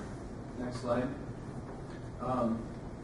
We have a GIS guru that did some work this weekend plotting these up for us, but to give you an idea of the layer cake geology as you go down to the deeper wells, Utica Collingwood down near the bottom, A1 carbonate, the A1 carbonate that could be a potential interest for hydraulic fracturing in Ottawa County, about 3,400 feet. The little gray line that you see right under the surface expression there kind of represents the highest groundwater elevation. Which am I doing here? Of course, it's the wrap up. Oh, that's the pointer? I was trying to advance the slide. Sorry. Go ahead. Advance the I thought slide. that might help people see where you're. So this little gray highlight kind of gives you an idea where our freshwater resources are, potable water. Below this point is saline or brine, brackish water in these formations. Below that gray line there representing our freshwater resources, you've got either hydrocarbons or this briny water filling these pore spaces. Next slide. Just to give you an idea again on the Utica Collingwood, I hope this is helpful, but this is the ice pack or the thickness of that Utica Collingwood formation corresponding with northern Michigan gives you an idea. There's vertical exaggeration on this, of course, but a lot of these wells are about 9,000 feet down, to give you a little bit of scale. So A1 carbonate would fall higher in there. Next slide. Okay. So the point that I wanted to make about reports of there's no groundwater contamination. The points of that slide is our casing and cementing program is really meant to prevent bottom-up type contamination of our aquifers. Now, we have had, as I mentioned, the surface facilities, spills and losses. That's where most of the human activity is and human error enters into play, when you're filling up equipment. And I will point out a couple cases that we had in the Utica Collingwood where soil was impacted, surface soils. Luckily, when they construct these pads, in Utica Collingwood, they make the pads with a mixture of clay, so it's relatively impervious, and then they put plastic, and then they use those steel tanks. Best laid plans, right? Well, when they were drilling out the plugs and starting to flow this well back, they have a phase separator that busts out the water and the gas and any other hydrocarbons. The phase separator was too small initially on this one flowback operation, so you got more gas coming through the system into those frac tanks than it could handle because of just the expanding volume of the gas that should have been sent out via flares. So you had splashing water and you had water coming out of that tank that got out on the soils. So that's an example of what does happen. Human error. They were required to immediately clean that up, that soil, and perform confirmation soil sampling. And then as far as public disclosure, we issued press release right away, full disclosure, just because of the interest up in that area. And what is the failure rate of well casings for hydraulic fracturing wells over an extended period of time, 20 to 30 years? What is the expected life cycle of cement casings? Are there regulations which require that well casings are replaced once their life cycle expires? I missed that second one, but here I'll catch up. This picture just give you some examples of some well and cement casing displays that are, it's not my slide, but it shows you how some of this, even the small, like 5-inch pipe might weigh 17 pounds per foot. Incredible amount of mass to the steel and cement and redundancy in these cementing and casing programs. We've had oil and gas program back into the mid-1920s, and during that time, 60,000 wells drilled. We have an orphan well program where we plugged somewhere between 100 and 200 wells. I couldn't get the exact number today. Most of those were plugged, okay, because of improper plugging, or they were never plugged and they were orphaned and the state inherited them. So that does not represent a failure in these casings, but the same casing and cementing concepts that protect the migration of fluids during drilling also holds true for sequestering these fluids for all geologic time. This is one of our pictures. This is from a orphan well. This is a 1930s vintage well. And before we had cellars, this material, this is a hole dug around the well. You're seeing surface rust on some of these pipes because it was in direct contact with the soil. 1930s vintage, but you see as you saw it, the integrity of the cement and steel is basically non-impacted. Now, what we do have is there's some zones like the Detroit River Zone where there's movement of fluids and it's sour and it can eat away at pipes. So it's conceivable, and we think about this during our well construction plans, is there may be zones when we have somebody plug a well, we have to anticipate that there's some zones like that that we call open and there's potential movement of fluids. It could be erosive, even though it's moving through solid rock, even though it's moving through pore space, it's moving water, and if the chemistry's right, it has the ability to attack cement, it has the ability to attack steel. So even if that happens, your casing and cementing plan's got to be such that if you lost integrity through a specific zone that was down there 3,000 feet, it's not going to come up whole and again mix with other formations. It's one thing for that to eat through like a 5-foot zone at depth. It's quite another thing for that to come up through all that steel and cement thousands of feet. Jay, what short-term and long-term impacts to our water supply may occur as a result of the water usage necessary for hydraulic fracturing? For example, one hydraulic fracturing operation in Kalkaska County used 21.1 million gallons of water. What impacts have or would homeowners near these water withdrawals experience? You know, you want to start with this? I guess one of the things that I just, again, we mentioned it several times before here. We're talking about a high value fracturing job. This supervised well instruction gives us a pretty good rule of thumb to go by here. There's a lot of recording of the data, which has the intention of the well. They're asked now to submit additional information that they hadn't been asked for before. And I think one of the things that I from being a hydrogeologist, appreciated most here was, establishing locations of water wells within a quarter mile, and then putting in a sentinel well to monitor groundwater, changes in the water level. And I think that's a very tactile measure there. Of course, you see there, sub letter D, their whole during this process, they're monitoring this level daily. They've regulated, of course, the pits, and then they have to submit this data. So, with regard to the water withdrawals, it's going to be relatively negligible in length of time. I deal with withdrawals a lot of times over tens of years, so you've got a relatively short period of time. And if there is a withdrawal that does start to lower the aquifer to some standpoint, then we'll talk a little bit more about this here. It will recover. Now, I don't think the final chapter is written on this, and I think with more scrutiny, the final chapter to be written. We need to see what these effects are going to be, and I think that's kind of one takeaway from this is it's a valuable resource here.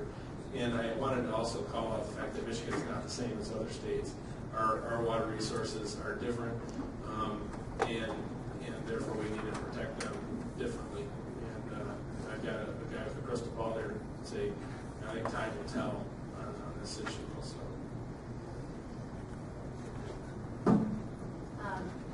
I don't know that I have a lot to add to that, other than that just to cut some examples. My understanding is that the well was permitted for 21 million gallons, but only used a little, around 8.5 gallons in the high volume hydraulic fracturing process. But I agree with Jay that I think we could speculate, and some of the potential impacts are obvious, such as drainage of groundwater aquifer to the point where some local water wells may be unusable for a couple of days. But I think that Adam can weigh in on this. I'm sure that's what we're all looking for to see if what we're doing isn't good enough. It's kind of hard to prevent everything, and so I think we have to kind of look and see if we're not doing a good enough job, and some of these impacts we're trying to avoid actually happen, then it's back to the drawing board. I can add to that, just briefly, if there's an ARI, an adverse impact indicated, we do site-specific review, and we can require additional hydrogeologic information, aquifer tests.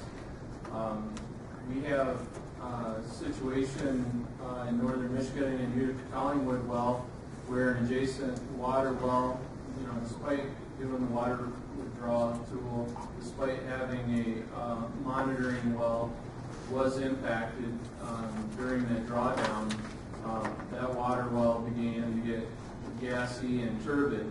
So on investigating that, part of it was well construction problems, granted, but the root cause analysis that was done did show that water withdrawal, there was a leaky confined aquifer situation where that water withdrawal had an extended impact there, where actually the closer two water wells were not impacted, but like the second or third one was impacted. So in that case, the company gave them or worked with them to get a new water supply well. When most industries register their water withdrawals, they have they get the go ahead, they register their user, they use, and they do that. Today I looked. 140 registered large volume withdrawal or wells in Ottawa County. If they get it wrong, if they get registered and they go forth and they drill their well and they do it wrong, they have an aquifer dispute mechanism where they can to work to resolve that aquifer dispute.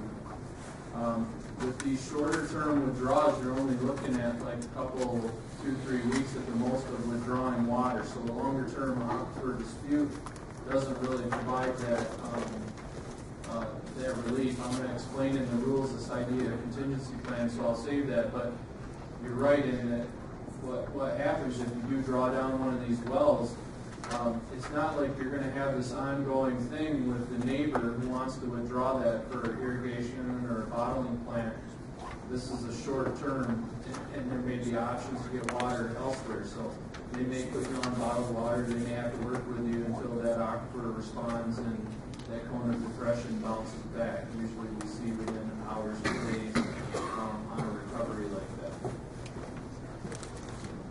I was just going to add, one of the things I guess that I would like to note is just if you compare, if we're concerned with water, which I think just about everybody in Michigan is, you have to consider who else is using water and how their regulations compare.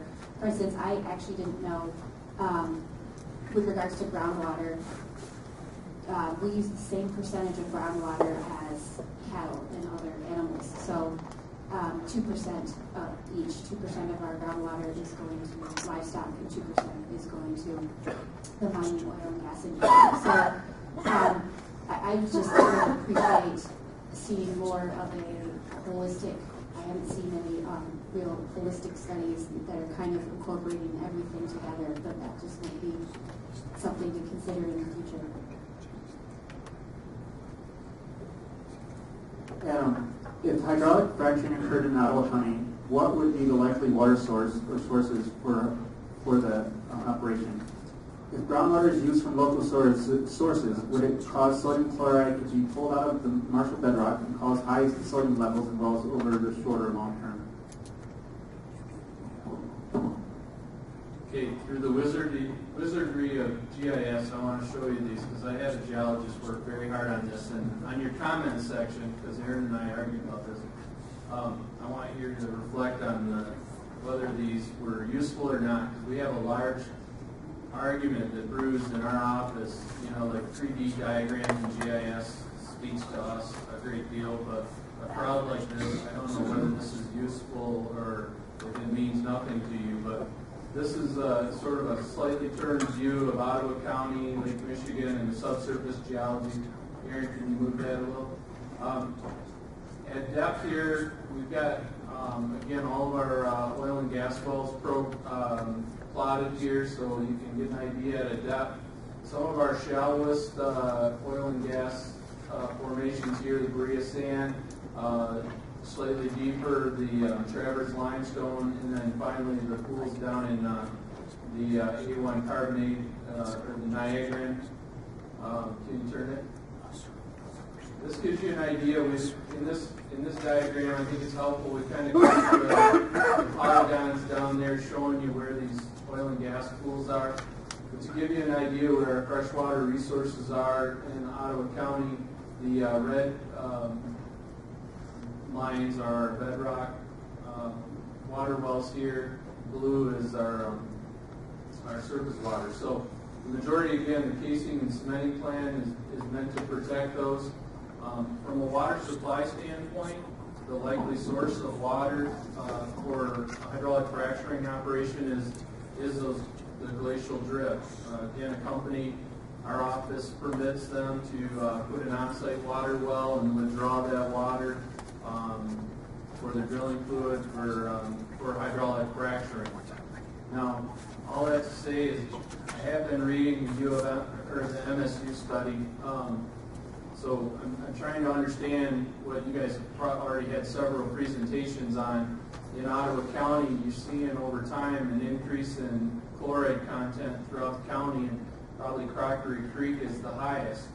At the same time, you're seeing a corresponding decrease in the groundwater surface elevation, with the worst being in Glendon and Allendale townships.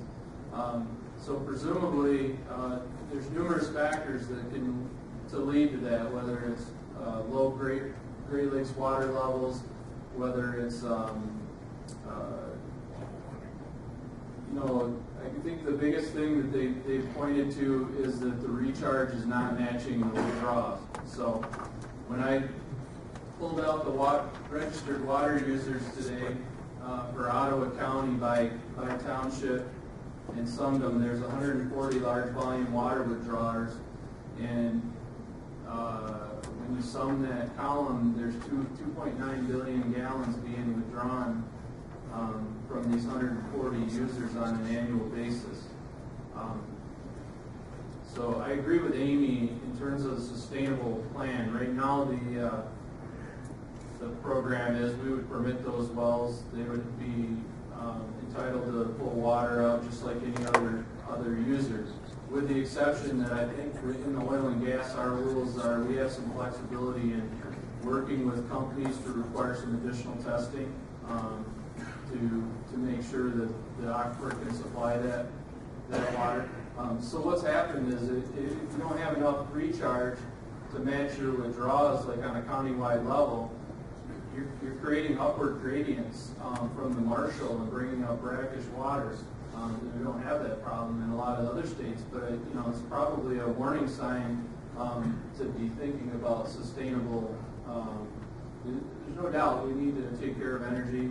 No doubt we need to take care of food production. So we don't want that to go off the rails. So smarter people than me have got to work on the sustainability issue. But I hope that lets you know what we can do within our office. And then certainly working with the community, you guys brought it up twice. I have no doubt that if a hydraulic fracturing permit comes to Ottawa County, we're going to be having this discussion. Adam, what are the risks associated with using deep injection wells for disposable of flowback wastewater? Disposal wells have received a lot of publicity lately as it corresponds to the hydraulic fracturing issue. But deep well injection has been around since the 1950s. It was basically developed to be a safe geologic sequestration of waste fluids that couldn't be disposed of in other areas. So, I haven't been around forever, so I started asking the old timers around our office whether or not, what's our safety record on deep well injection. And safety record of the actual injection process, very good in Michigan. We had problems before secondary containment and so forth at some of our injection sites because they were allowed to store like chlorides in open pits. I mean, it's kind of funny to think that. I'm a 1993 vintage Grand Valley graduate. So the concept of secondary containment stuff seems really natural to me, but that stuff actually just came to be like in Michigan in the 1980s. Somebody got the idea that you should put plastic under tanks because tanks occasionally leak. So that's more, again, the top-down type contamination that we've seen with that. Part of the safety record in that program is dual regulated by the EPA and the DEQ. They're required to have mechanical integrity tests regularly, and they're required to monitor or report to us on a monthly basis their injection rates and their injection pressures. So there's a few things that go on there. If they fail a mechanical integrity test, they're not allowed to inject anymore until they assess the problem, fix the problem, show that they have mechanical integrity, and then they can get an authorization to re-inject or authorization to inject from our office and the EPA. In the case of it's getting late. Go ahead. Huh? No. It was related to injection pressure. So maximum injection pressure, rock has a fracture gradient, right, of like 0.46, and you can add a safety margin in there per foot as you go down. So the shallower you are, the easier rock will fracture, and indeed, like the antrim subcrop, you see fractures naturally in those formations because there's not as much overburden. The deeper you go, the higher pressures that are required to fracture that. So there's a safety margin, like a maximum injection pressure that these disposal wells have. So if you start seeing a field or disposal wells where this injection pressure is going up, it means that you're starting to have to force that material in there under higher pressure. So it could be indicative that it's full. It could be indicative that you've had some underground chemical reaction, bacteria where this well is plugging up with salt, with minerals that are precipitating out. So I think that's part of the reason why we do have the safety record on injection wells that we do have. Yeah, that's actually one of mine, and it beats this pretty hard. We've already talked about it a lot, but the picture on the lower right-hand corner there, I just wanted to mention again, with regard to injection wells, the selection of an injection well location, again, is deeply rooted in the geology of the site. Again, just like a reservoir has a cap rock that won't let the oil and gas up and out, these same injection wells utilize cap rocks, and they're not going to select a well for injection that is near or on known fractures in these rocks or faults. You see the darker lines on that map are going to be related to faults, and the smaller ones are just various trending fractures in the rock in Michigan. So the design of injection wells has been a thought-through process, and we can't forget that in this discussion. This is just showing where our 1,300 plus injection wells are around the state.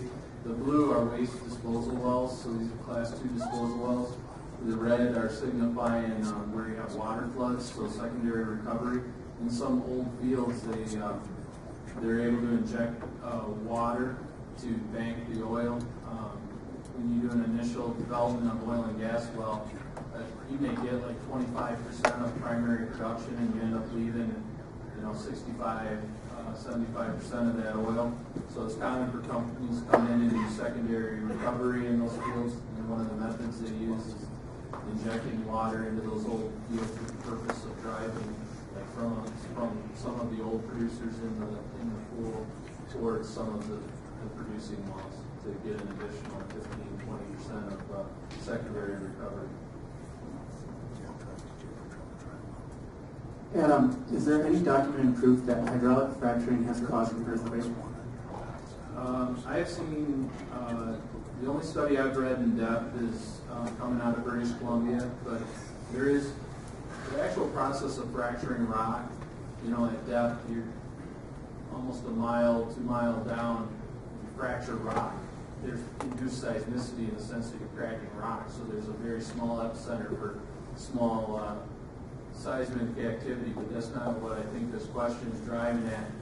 The question is really driving at larger earthquake or induced seismicity, where you've got faults or folds under pressure, where your fault it has friction and it's in place. And when you add pore pressure by injecting rock, or if you fracked into that fault zone that was under pressure, you're going to see some minor slippage along that.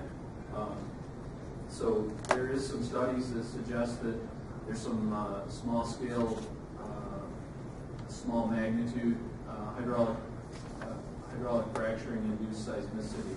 I think there may be some in Oakland County too, or Oklahoma. It's in Oakland County, Oklahoma. But I haven't read that study. I've seen it presented twice at straight gas conferences. There's new information coming out, or protocol to follow with respect to induced seismicity. And, even though we're a seismically quiet basin, so we don't anticipate it, we might step like 1 or 2, but steps 3, 4, or 5 kind of thing to deal with induced seismicity, like basically stop, assess, shut it down. Those are definitely applicable in Michigan. Anything to add, Jay?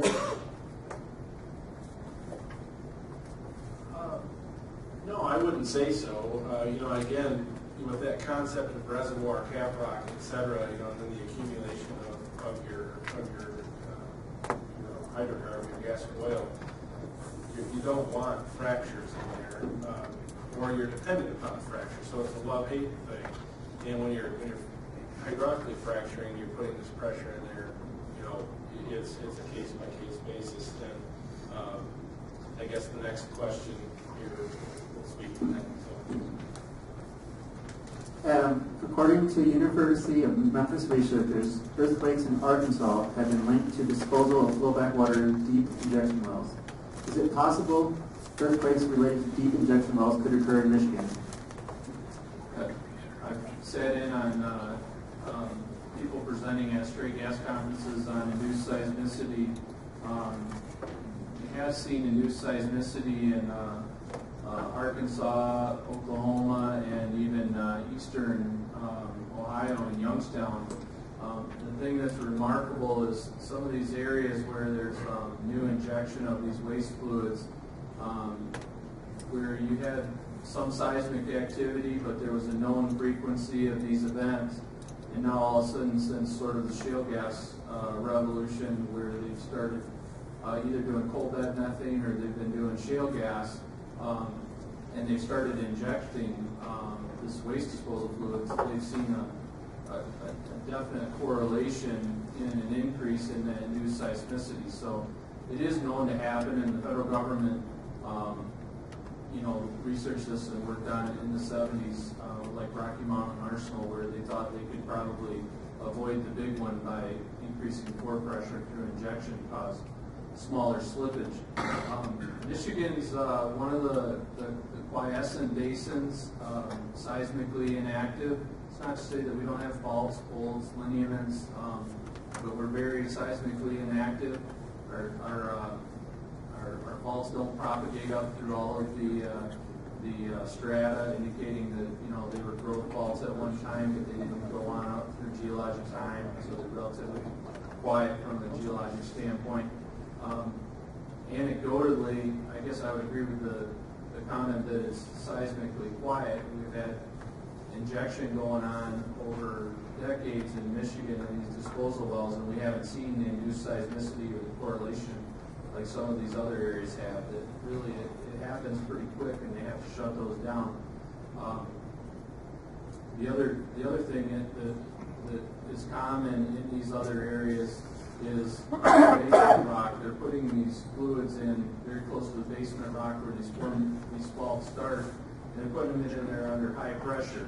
In Michigan, we've got these old fields, like you can imagine these old fields that I showed on that beautiful block diagram created by our GIS expert. Some of those, they already have a lot of porosity and permeability. Those were conventional resource reservoirs that had porosity and permeability. They pulled out the hydrocarbons, and they take an amazing amount of fluid almost on gravity, so you don't have to force it in under pressure, which is basically what you're causing when you're doing induced seismicity by increasing the pore pressure in those fractures. Anything to add, Jay? Nope. All right, now we'll move on to the next section, public policy legal cases. Adam, what is the status of the MDQ's proposed revisions to state oil and gas rules? What impact would these proposed revisions have if these rules are adopted? What is the status of state legislation? And I'll just let people read the question up there to see what House bills they are related to hydraulic fracturing. What impact would these proposed bills have if they became law? Let me see what month it is. Early this fall, the DEQ proposed new hydraulic fracturing administrative rule revisions. We've been part of about 240 conversations like this, forums. Our geologists from our Office of Oil, Gas, and Minerals. And even though these questions are coming at us, it's still a conversation. I mean, we take a lot away from these in terms of what's on everybody's mind, the concerns they have. We also meet regularly with environmental groups, so there's commonalities of things that they're calling for, and then frankly, we've had additional experience with these long horizontals since our supervisor of wells in instruction 1-211 in 2011. So we felt like it's time to propose hydraulic fracturing rules to address things that we wanted to address. And I'm going to just give you a real quick rundown of what that looks like, that new rule package. Separate from that, there were 7 bills introduced into the House of Representatives last year dealing with hydraulic fracturing. One of them we mentioned, just to give you a little flavor, and apologize for reading a little bit, some of the topics were requiring public hearings on all hydraulic fracturing. One was House Bill 4900, chemical disclosure and a trade secret process. An exhaustive and detailed impact study in House Bill 4901. House Bill 4902 would add rebuttable presumption to Michigan law, similar to Pennsylvania. I think Amy might have touched on that. Like our states, I don't know, I don't have a doctorate in law, but I think we're the innocent until proven guilty state, but Pennsylvania has got rebuttable presumption. So if you're across the road from an oil and gas well and you had good water and all of a sudden your well went bad, that oil and gas company is guilty until proven innocent. That's not the law of the land in most states, so that bill would propose rebuttable presumption on oil and gas companies, which is a pretty big change in Michigan's liability. Yeah, one of the things that would still be a question is the way you phrase it is if you had good water and then it went bad. Basically, if there's no baseline test and things show up in your well that are present in fracking fluid or any methane gas, anything else that might come up, the rebuttable presumption is that it was caused by the oil and gas well. The question is, if you had, how does the baseline help or hurt? If you have, obviously it can help if the baseline shows clean water. So that is, I don't know, I did not know that was the case in Pennsylvania, to be honest, but that is definitely what they're thinking about here. House Bill 4904 would allow zoning for hydraulic fracturing. Oil and gas operations are exempt in the Michigan Zoning Enabling Act for drilling in these operations. The supervisor of wells has that sole authority. That bill would give townships, municipalities the ability to zone for hydraulic fracturing. And House Bill 4904 would prohibit the use of flowback fluid from a hydraulically fractured well to be used for road grinding or road salt or ice control. I will say right now, in the last year and a half, we've had basically a moratorium on this assistant supervisor of wells, state geologist, as an inter-office directive that we're not to approve any high-volume hydraulic fractured wells for brine approval as a source. These bills are all active as far as I know in the House of Representatives. Can we go to the next slide? So the rules that we proposed, the DEQ proposed this fall, really deal with 3 or 4 areas: water withdrawals, baseline water quality sampling, monitoring, reporting, and chemical additives. Next slide. On the water withdrawal side, in just simple terms, I'll roll through this so we got time for questions here. It codifies the water withdrawal assessment tool. One of the biggest things that we heard from Tip of the Net and some of the other water groups was that they were glad that we were using the water withdrawal assessment tool as we required it in Supervisor Instruction 1-211, but they were concerned that we got a new supervisor in that office that they could just decide not to use it. And because that oil and gas was exempt out of Part 327, they wanted to see it codified in our rules. Again, the same thing would be codified. Water withdrawal would not be approved if we believe there was going to be an adverse impact. And then some of the value-added piece that we added to this was the idea of a contingency plan. And a contingency plan would cut 2 ways because it would allow us to work with the company more if we thought there was a problem. We need on a little bit more to justify why the water plan was not going to cause an impact, but also that they would proactively have something in mind for dealing with if a neighbor's water well is impacted, how are they going to respond quickly to deal with that? Because again, you're just talking about a 2-week period maybe while the water well is impacted. You know, the aquifer dispute resolution, which anticipates longer-term relationship, isn't really going to help them out in the short term. Baseline sampling, again, in Pennsylvania, rebuttable presumption is the law of the land. You need baseline water quality sampling, so it's not a Pennsylvania Department of Environmental Quality requirement to do the baseline water quality sampling, but it actually comes from energy company attorneys. It says you got to get you want a baseline because if you're going to be presumed guilty, we need something to work from, to show that there was or wasn't a change.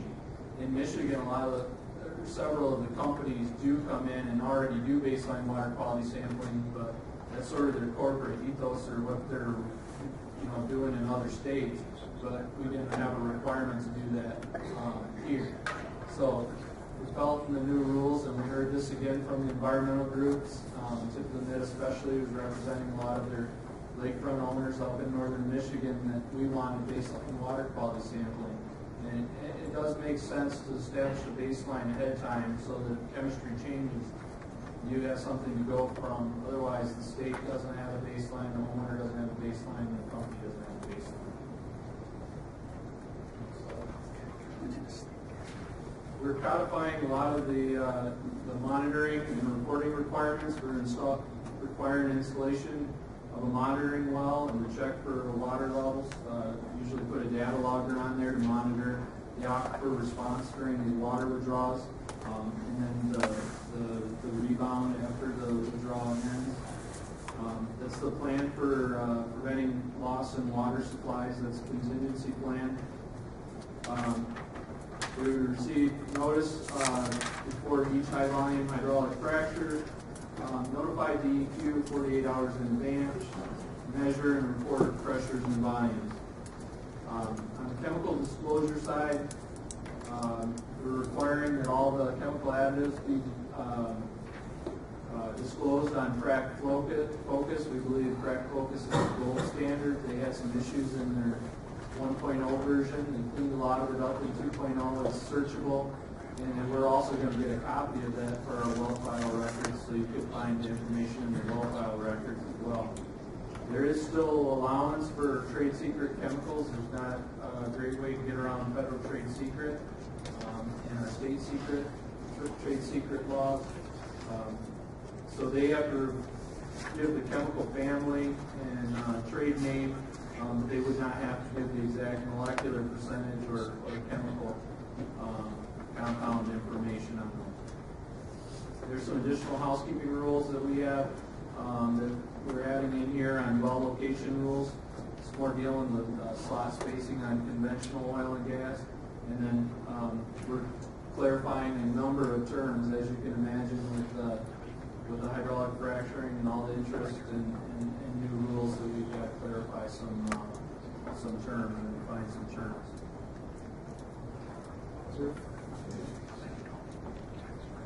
Amy, are there any legal cases in which hydraulic fracturing was used as a reason for a lawsuit? Are there any legal cases in which hydraulic fracturing has been found in court or through a settlement they have caused any of the following: health problems, water contamination, environmental contamination, or damage related to earthquakes? Kind of just going to lump all this together. There are legal cases that deal with hydraulic fracturing.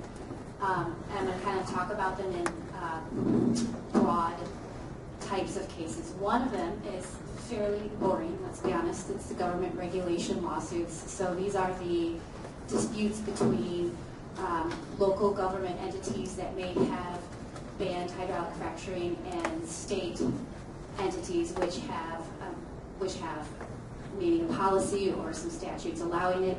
So New York and Illinois courts recently upheld a local government unit's ability to ban hydraulic fracturing despite whatever the state might have to say about it. And on contrary, Ohio and West Virginia courts struck down ordinances, similar ordinances, because they conflicted with the state regulatory program. So you've kind of got similar issues, complete opposite results, and that happens a lot. Another broad area of cases are trespass or rule of capture cases. I won't get into the details because different states think of oil and gas and water differently, but there is some argument as to whether hydraulic fracturing is going to cause a trespass.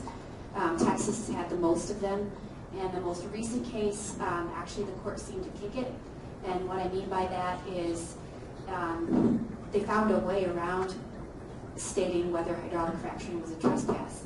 They basically said, it basically said that Texas follows the rule of capture law, and they said that the rule of capture prevented royalty interest owners of natural gas leases from recovering damages against the well operator on the trespass claim, which means we don't have to determine if it's a trespass because it doesn't matter, they can't collect damages, so they don't have a case. Previous cases before them had found it to be a trespass in Texas, so there was a bit of a game changer there. Similar cases have occurred in West Virginia and Pennsylvania. Obviously, the larger area of cases deal with environmental issues. We had, for the first time in 2011, we had a preemptive suit that was filed in Colorado.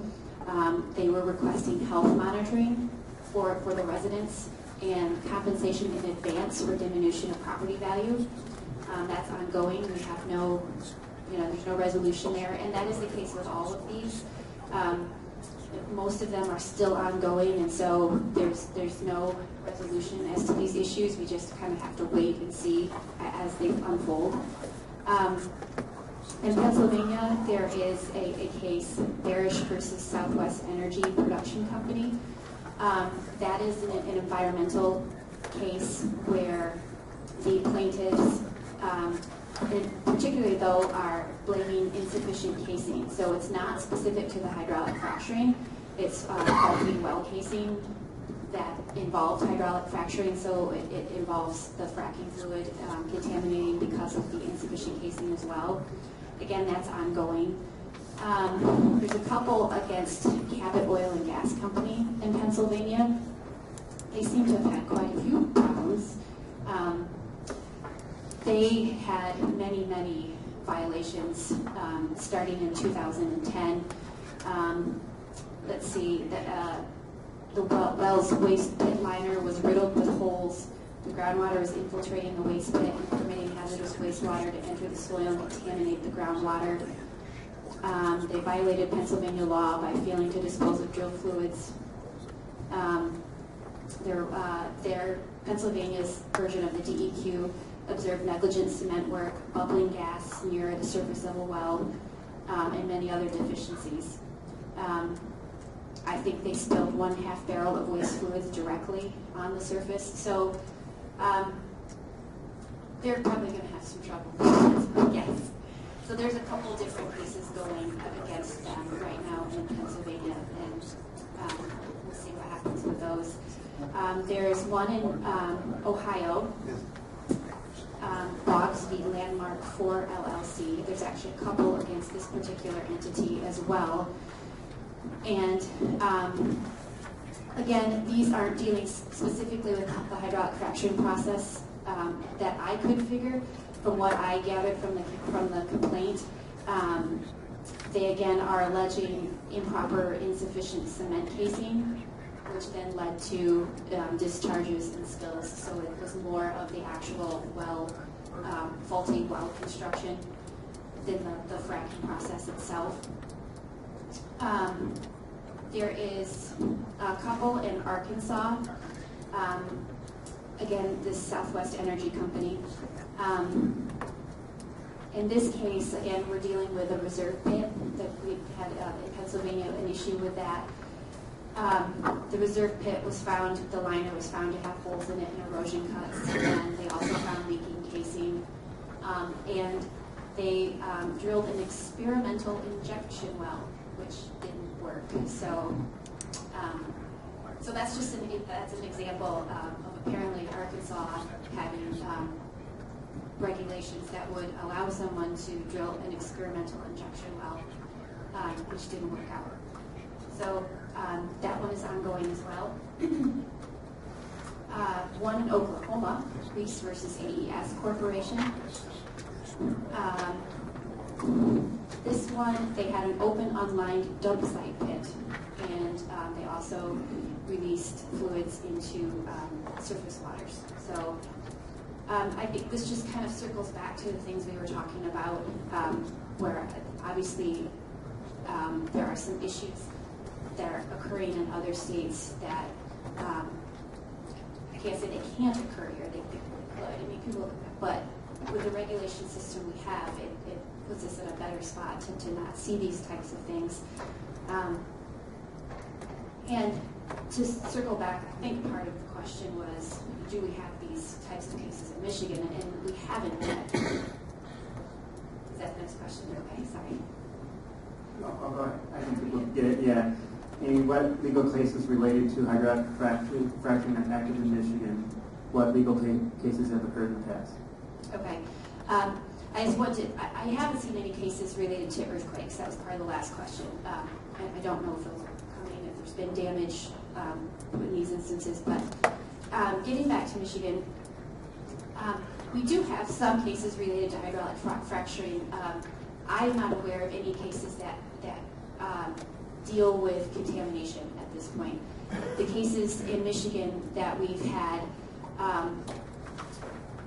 are more administrative in nature. So in 2012, we had a case where 2 landowners in Ban Michigan fracking petitioned the DEQ to declare that hydraulic fracturing production wells should be considered injection wells under the state law. That petition was denied, and very recently, I think just last week, the Michigan Court of Appeals upheld that decision. So for right now, hydraulic fracturing production wells will not be treated as injection wells. There was a federal suit, Davis v. Bureau of Land Management, where the issue there was that the allegation was that the environmental impact statements failed to address the potential impact of the oil and gas operations on 2 endangered species. And that is ongoing, to my knowledge. Finally, there was a lawsuit that was seeking to invalidate state of Michigan oil and gas lease sales. That was recently dismissed by the Berry Circuit Court. Michigan Land, Air, Water, which is a nonprofit environmental group, claimed that the DNR had violated the public trust by offering oil and gas leases for sale at auction in 2010. And these are obviously very simplified. We're already over time, but like I said, that case was dismissed in Berry County. So obviously those leases they stand at today. So we haven't seen any, that to my knowledge, we haven't seen any contamination cases come in yet, because to my knowledge, we haven't had any contamination claims. So I guess, comparing the case law that I kind of briefly went over in other states, we seem to be in a slightly different position thus far. I just add that if there is contamination not related to fracking, but other problems at a site, there's a process for dealing with that already in place, and it goes up to the consent order where the violator would have to enter into agreement to clean it up, or else it would get escalated to a higher degree of enforcement. And nobody wants to go there. So it just doesn't take care of it. Let's do one more thing though. Even in those cases, and Jay's really speaking more to the regulatory things that go on. Civilly though, they can do everything right in the cleanup, but if it affects landowners, if it affects their property rights, then civilly they've got a right to sue for what's probably going to be negligence, nuisance, and with the damages being physical contamination, maybe injury to your health. It all depends on the issue, but so even if you do everything you should have to clean it up, if it affects other people, then you go to court and you figure it out. All right. What we'd like to do now is go to the question and answer period. And I see lots of hands going up. Here's what I'd like to do if we could. We've got a microphone right up here, and we're going to let you face the panel directly and ask questions. Or if you'd like, if you have your questions written down and you'd like to pass them in or raise your hand, Paul Sachs will collect those, and we'll alternate back and forth between written and coming up here to the mic. So we'll give you the option if you'd like to ask a question, come on up here. Or if you'd like to have Paul pick up a question, he, in the back there, he'll pick it up from you, and then we'll ask the question up here if you don't like to get in front of the mic. So we'll open it up.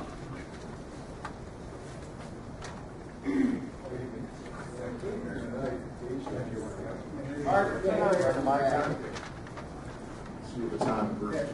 Now, can everybody hear me okay? Yeah. All right. Same problem. When I came here tonight, judging from your very brief resumes on here, I figured, okay, this is going to slam it pro fracking. But after listening to you in detail with an open mind and listening to everything you had to say, the overview of all this tells me there's quite a bit of danger to this process, just from what you said, and that if it's not monitored very, very closely, we're going to have the same thing happening down in Ottawa County, it happened in Muskegon County several years ago, probably a decade ago or so. There's a little subdivision called Idlewild on Lake Michigan. It sits at the end of Sherman Boulevard.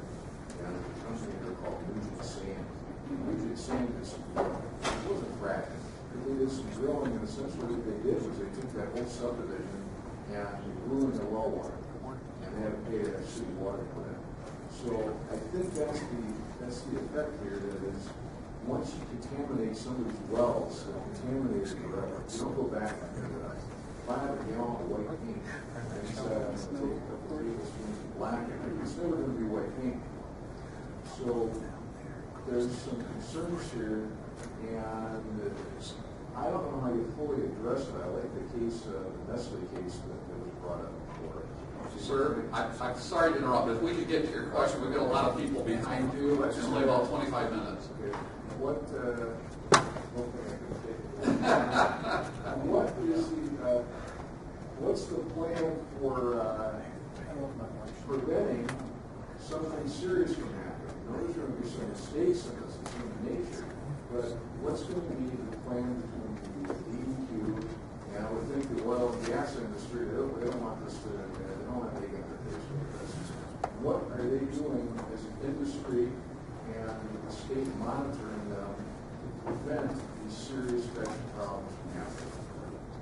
Thank you. The question is, what's the state and even industry doing to prevent a serious problem from happening? There's no doubt that this thing will come off the rails if there's a serious incident that involves drinking water contamination.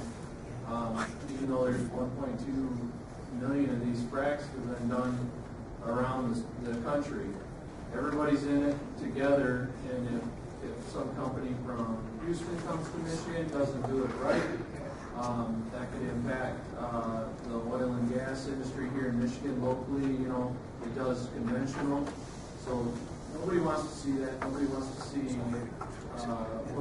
water wells impacted. I really try to stress our main focus is our cementing and casing plan, and we've had good success with that. It really requires diligence on our part, though. The state of Michigan, as far as our staff to well ratio, is some of the best in the country. We have any given time in Michigan, we have about 11 oil and gas well drilling rigs that are available in the state of Michigan. Right now, drilling's been down in Michigan quite a lot, so several of those have been idle. So any given day in Michigan, there's about 5 or 6 oil and gas drilling rigs that are drilling a well. We have 30 area geologists that are out there inspecting these. They're required to be out there 3 times a week during active drilling. Most of them just try to hit it every other day when an oil and gas well is drilling. So it's diligence, and there's no doubt that if there's an incident, this thing's going to come off the rails real quick. I would agree with that. Okay, thank you. I'm going to have about 2 of you ask questions, and I'll ask one based on the number we have. There's a percentage of chemical cocktail that's put down. They can't do the recipe. Can you speak up? We can't hear you. There's a percentage of the chemical cocktail that they put down in the bowl, and they don't have to give you the recipe, but is there a level that they can't pass the percentage of what that chemical cocktail is?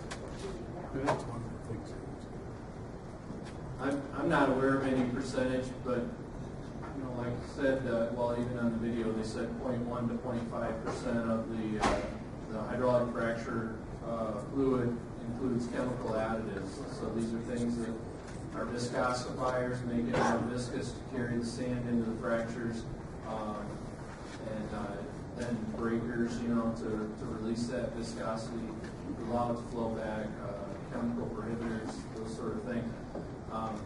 So there's no limit. I suppose a frac fluid could contain that level. We just don't see it, and you know, you can see that in the reports that are submitted following a hydraulic fracturing operation. You know, there's I think different fracks that have been reported on frack focus, so probably surf around and get an idea. The trade secret, the few chemicals that, I'll tell you why we're not as concerned about the trade secret. We'll get a hold of them. I mean, if there's a release and we need to deal with it, we'll get a hold of it. Medical responders can get a hold of the trade secret information.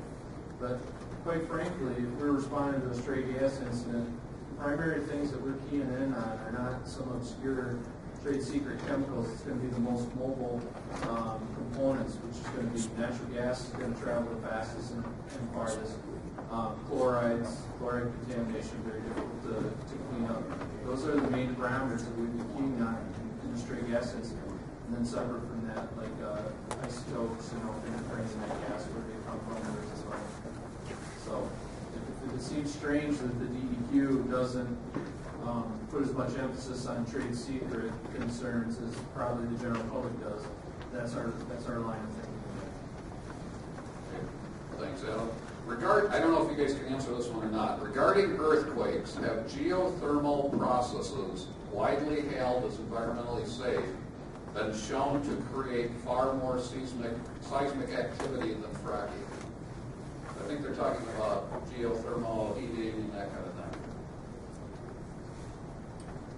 I'm not aware of that. And most geothermal around here is in the grid. Yeah, geothermal is big in bedrock. Colorado, California.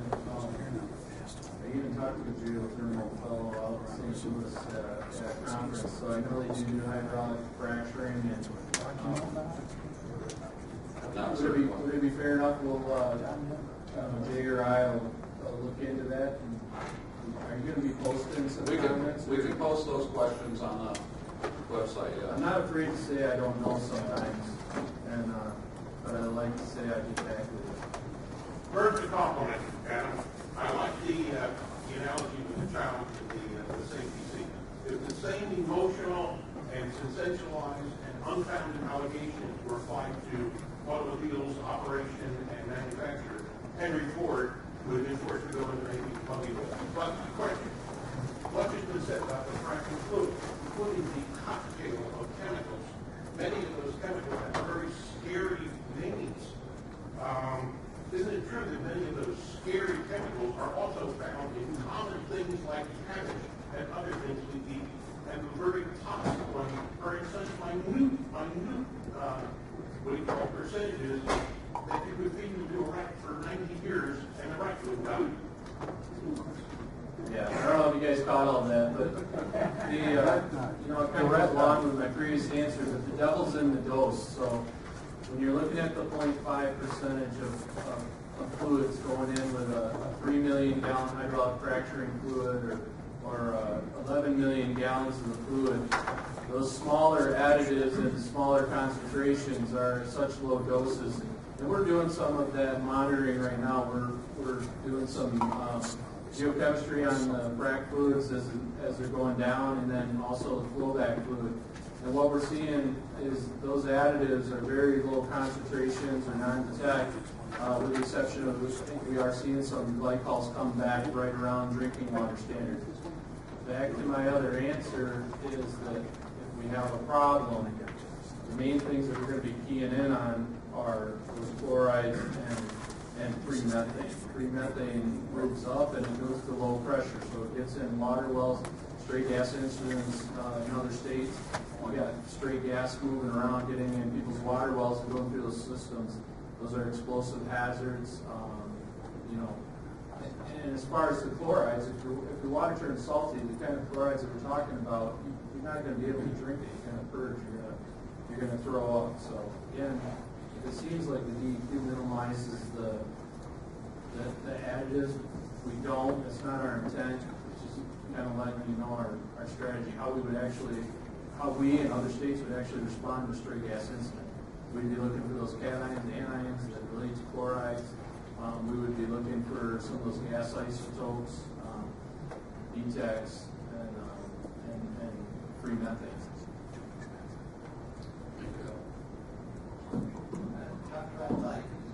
In view of reports insurance company will not insure real estate properties on which fracking has occurred. I'd like to ask you this. If I were one of your clients and asked you how fracking on my property would affect its insurability and resale value, what would you answer?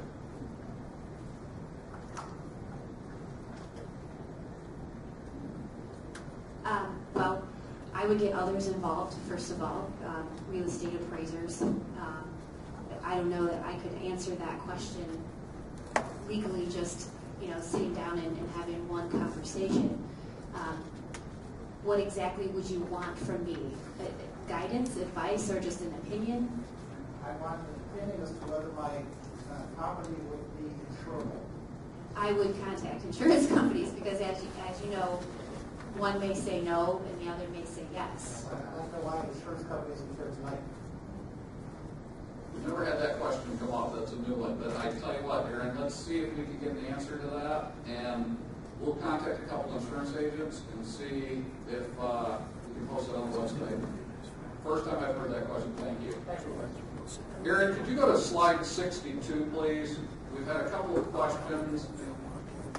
And I can't remember if this is Adam's or if it's Jay's, but it deals with the unit measures for toluene, benzene, and some of the others.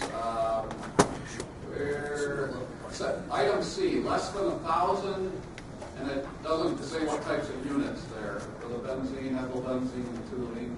I said parts per million, but you know what we're going to do? I'm going to open my great big book of stuff and go to Rule 705.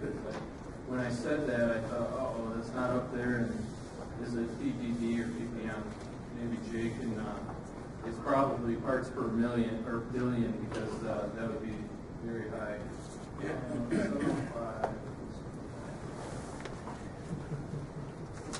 Disposition of brines. Micrograms per liter, so it is parts per billion. Parts per billion. Okay. Yes. I have a question. Anyway, Yeah, if you could put your lips right up almost to it. Thank you. Anyway, I may be mistaken, but I understood that when we're doing a fracking well or something like that, that we have some kind of protective berm around it with, a retainer or some sort of thing because of spill. Is that required in Michigan? Yes, the equipment has to be underlain by plastic. Yeah.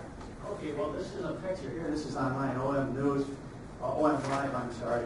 I went up in Oceana County by Silver Lake. There's no retaining berm on that. And I went up there after the 2 episodes where there were spills and releases up there and investigated myself. And you can see clearly there's no retaining wall, there's no protection. It rolled right off in here into the field where the code was being sold to unsuspecting citizens.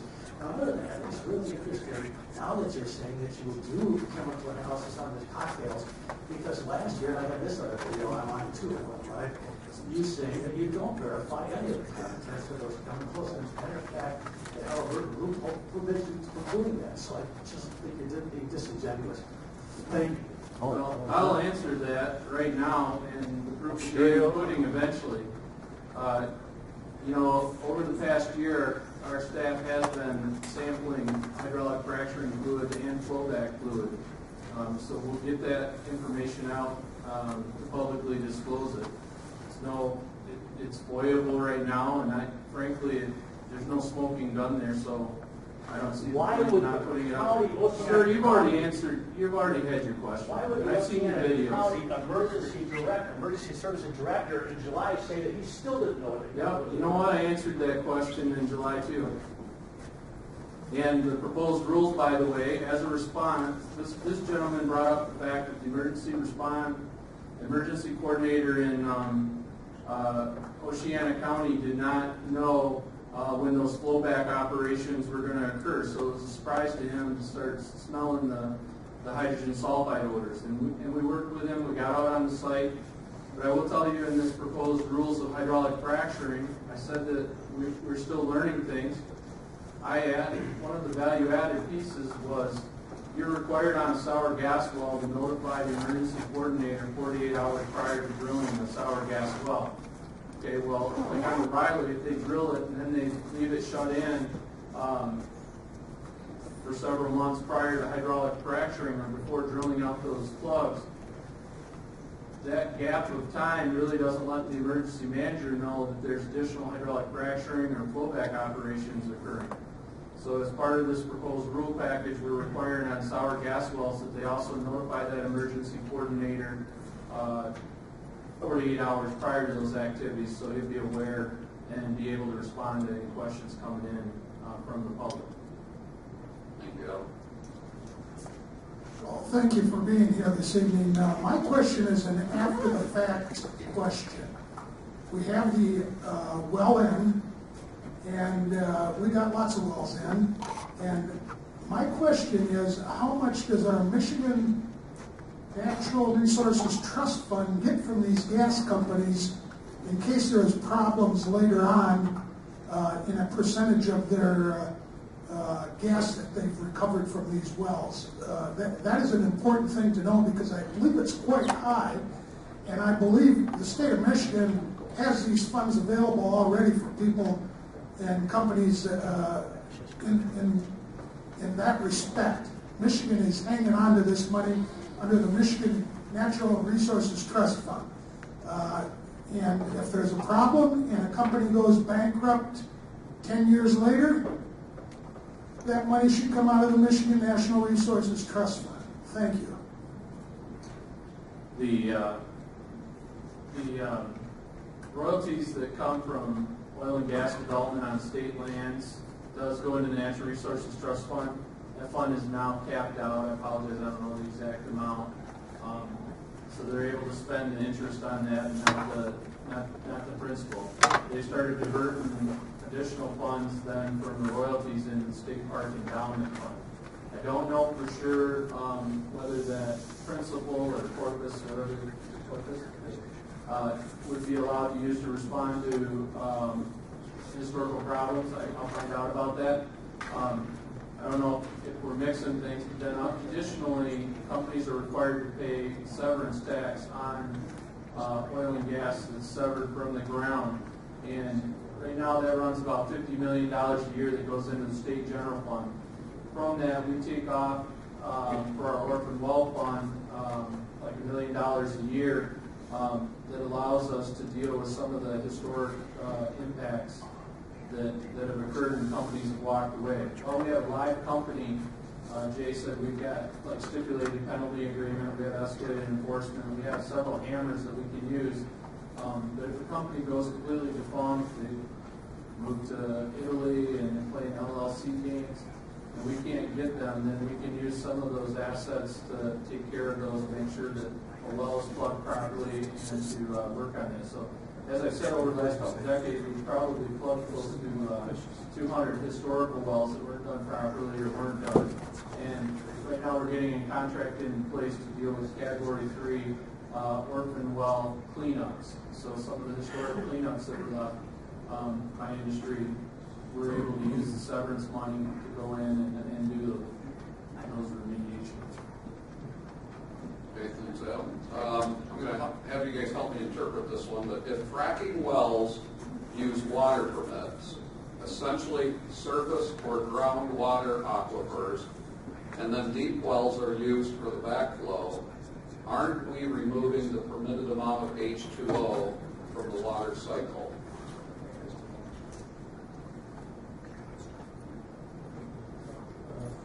I guess I would. Yeah. Yeah. You want to see the question? No, I Yeah, think no, I Okay. understand. And I guess that's why I talked about the livestock consumption, because there are different uses of water. Some of it recycles back into the aquifer system. And in this instance, I know that there are some arguments out there that talk about the water that is the water vapor that is produced by the burning of methane gas and how that as a percentage of it. I know that's out there, and I know that people have pros and cons with that argument, but I think that to be realistic, we have to compare different types of uses and discuss the differences when we're talking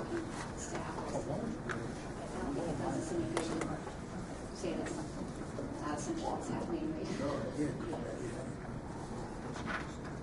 Okay, thank you, Amy. All right, this doesn't sound like it's going to be as much of an issue in Michigan as it would be in other states, but those companies that there are lawsuits out against in cases for whichever thing, is there any regulations in place that prevent them from continuing to operate, or can they just still go and kind of not rack up a bunch of lawsuits? I don't know specifically. I can just kind of give you what I imagine to be the case. And you can talk about what would happen here if that would happen, but it's just probably a licensing thing that I'm sure that there is an agency that can just remove their license to practice in that state. I haven't seen that as an issue in the case itself because, like I said, the regulatory stuff is separate from the civil stuff. So the cases that I'm coming across are the civil cases, which aren't going to talk about those kind of ramifications necessarily. It could come in as evidence of negligence. At some point in the lawsuit, they could say, "Hey, look, they took their license away. This is evidence that they were negligent." Any type of licensing removal like that is not necessarily going to be. You'd have to go specifically looking for it. I won't say it's not public. It probably is public, but you have to go specifically look for it. I don't know if that helped at all. It helps enough. Thank you. In Michigan, we don't have any specific rules that would prevent like Cabot from coming here, even though they're involved in other lawsuits, maybe in Appalachian Basin. But I would say that, I was trying to get around to it. The other question is that we have several hammers that we can use in escalated enforcement, like our consent agreements, additional bonding, and so forth. One of the best hammers that we have for an active company that wants to do work in Michigan is holds permit. So if they come here and they start racking up, as you say, lawsuits or problems, we have the ability to put them on holds permit, so they're no longer able to get additional permits. We also, if they're endangering public health, we have the ability to shut them in if they have unsafe practices. So those are strong hammers with a company that wants to continue to be in Michigan and work in Michigan. If it's somebody that is just a player, like maybe investment and playing an LLC game or something, which those are relatively few, but there's bad actors in every industry. So if you have somebody like that, a holds permit might not really be a hammer against somebody like that because they just came in and they're just doing one or two deals, and those are some of the ones that end up on our orphan, or we end up in that escalated enforcement trying to deal with those. Okay, thank you as well. Go ahead, sir. I have three technical questions that I can state very concisely and I can even answer very concisely, primarily what you have. So one is with old abandoned. We all know, or many of us know, that those are poorly plugged, many of them, and some of them are actually not plugged. That's an ongoing issue. How do you evaluate, when you look at a fracking application, how do you evaluate the possible presence of unplugged wells or poorly plugged old wells, and whether they provide avenues for upward migration for fresh types of formations? Second question, you said that chlorine or formation waters are not used in fracking. You want to use fresh water. Is there a technical reason why formation waters cannot be used in the fracking process? And the third question is, you put in a large freshwater well for fracking production. Do they do aquifer testing on that to determine ahead of time, even though the cone of depression that you might generate is going to be short-term? Still, it can be a short-term problem, and an aquifer test will tell whether or not it's going to be a problem or not. Is that a requirement, or is it just, we hope it doesn't happen, and if it does, we address the issue? Okay, thank you for the technical questions, and I'll be concise.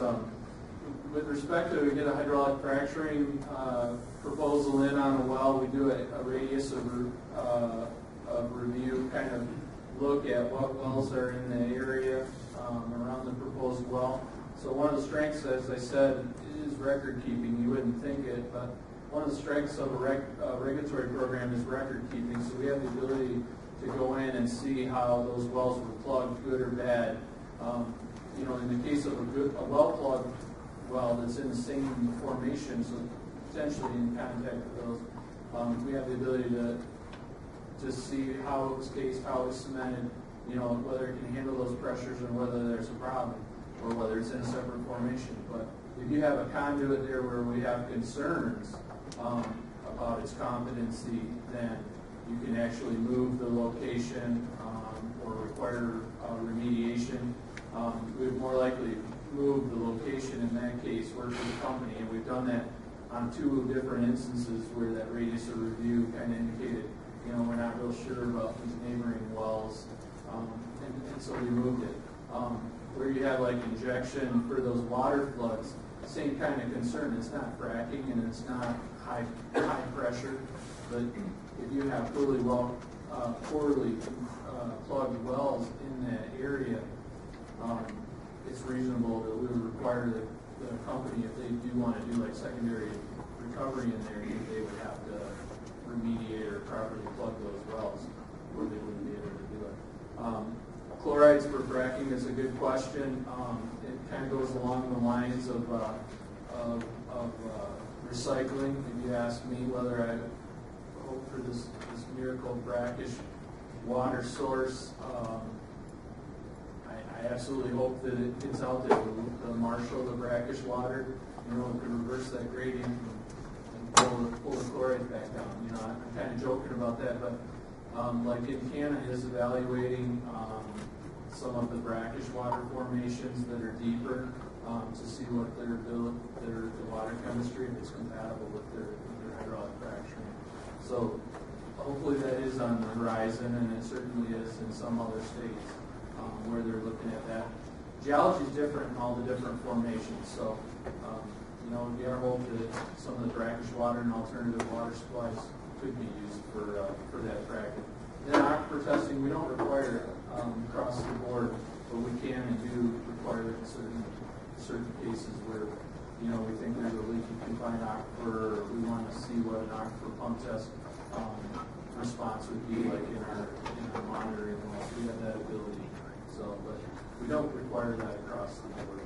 We use it with our geologist discretion, geology and well control. You know, when you think about the economics of everything that's going on, you know, as a hydrogeologist, I'd say test it first. You know, I want to know that a well that I'm relying on is going to work. So I'd be in the game of doing it, but it is not for other regulation. Adam, can I just interject one question?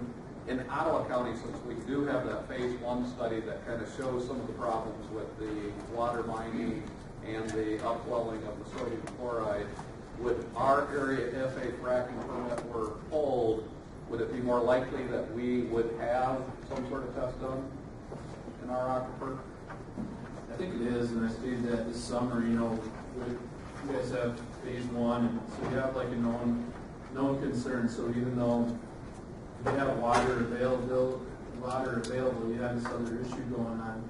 And you know, while industries want to be treated like everybody else, I said during the presentation, we have the ability to work with companies a little further and maybe look for solutions to that. You know, I'm not going to sit here and promise you that we would, but I guess I would commit that you'd be involved in the discussion. We can have a discussion. We can get together with the companies and ask, you know, look, is there alternative water sourcing possibilities here where these things require intrusion? Okay, great, thank you. Or not allow it in Carroll County because of watershed. I think it's unfair to compare the water use for hydraulic fracturing to the use of cattle, because cattle farming, agriculture, municipal water uses, all that stays in the water cycle. Water used for hydraulic fracturing does not return to the water cycle. It's permanently removed, and we are seeing the highest water permits in the country. We're seeing up to 30 million gallons, and that's gone forever. And the all the it had very good intentions, and it is good for measuring nearby streams, but it says right on the website as a disclaimer, it is not supposed to be used as a tool to measure groundwater resources and the impacts on groundwater. Also, there's exemptions from the Great Lakes Water Compact and the Water Withdrawal Statute.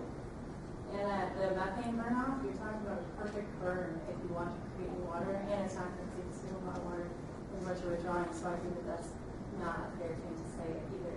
And with Ottawa County's water shortages and soil type, which causes soil recharge rates, we're talking like 27 inches per year on the high scale.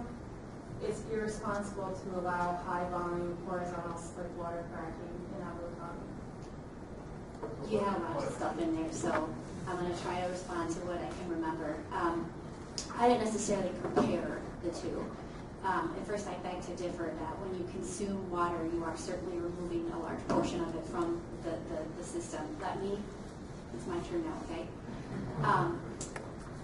I agree if you're talking irrigation, but you still, if 99% of the water usage in Michigan goes to places elsewhere other than mining, that 1% includes mining, so we're not just talking about fracking activities.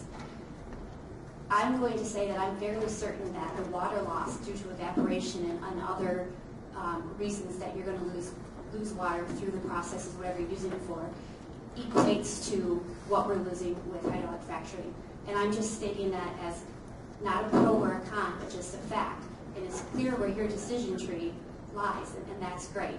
But I'm just telling everyone else for their decision trees that I think that it's you have to put it in context with what else is going on. Okay. And that would change if the number of wells increases. Right now we don't have that many 5,000 wells. And we do recycle it through our sewer systems. You're going to keep that and put it back into the cycle. So, But 100% of the water you drink does not come out in your urine. No, but we're not coming out and removing it because of its toxicity. We want to avoid the point counterpoint in this particular section. So if you've got another question, we allow you to ask that, but that has to be the question for him. As far as the methane goes, I believe I just said that I know that theory's out there. I'm not entirely familiar with it. So again, you're welcome to dismiss it. I'm just telling people it's out there. If you're interested in it, look it up. Thank you. I have just a real informational question. I see you have a less than 500 parts per million hydrogen sulfide per liter in brine that's going to be, I guess, thrown out on the gravel highway because the gravel roads are there. And just for curiosity, how does that compare with your allowable hydrogen sulfide in a water well? I assume it would be more allowed to be thrown out on the highway than would be in a water well. The reason I'm asking, if you don't have the figure right there, I could perhaps look it up someone else. I wouldn't know where to start. I thought you might have it, but anyway, I'm concerned a little bit if a person had a low level of hydrogen sulfide in their water, or thought they did.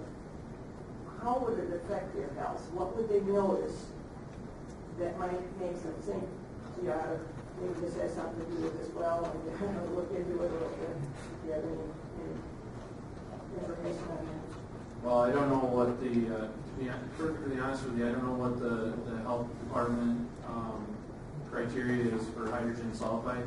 It's kind of giggling because my grandparents in Hesperia, their well water was very rotten egg. They were basically drawn from a swamp. So, our intention in our oil and gas program is to keep hydrogen sulfide that's related to the oil and gas activity from even coming up coal and getting into water wells. So I would have to look to see what the criteria is. But I would assume this is an aesthetic standard. If they're applying it onto the road, folks are not going to be happy with the inland application. As you're going down the road, this hydrogen sulfide gas is coming off that spray nozzle into their homes. So I think that's why that criteria is there. I'm just wondering if somebody just sort of suspected maybe, and just wondered. what kind of level would it, if as you say, you know people that, and I do too, that have water that smells of hydrogen sulfide. So how would you discern then whether it was due to a well or to fracking and or to something else? Right. Well, I think certainly one way is if it's related to oil and gas well, you're not likely to just see hydrogen sulfide showing up in your well. The thing that's going to be more notable is the methane, the natural gas. There's no health concern with that one, or is there? Oh, with methane, sure. There. Sure. And what's that kind of symptoms would you see from that?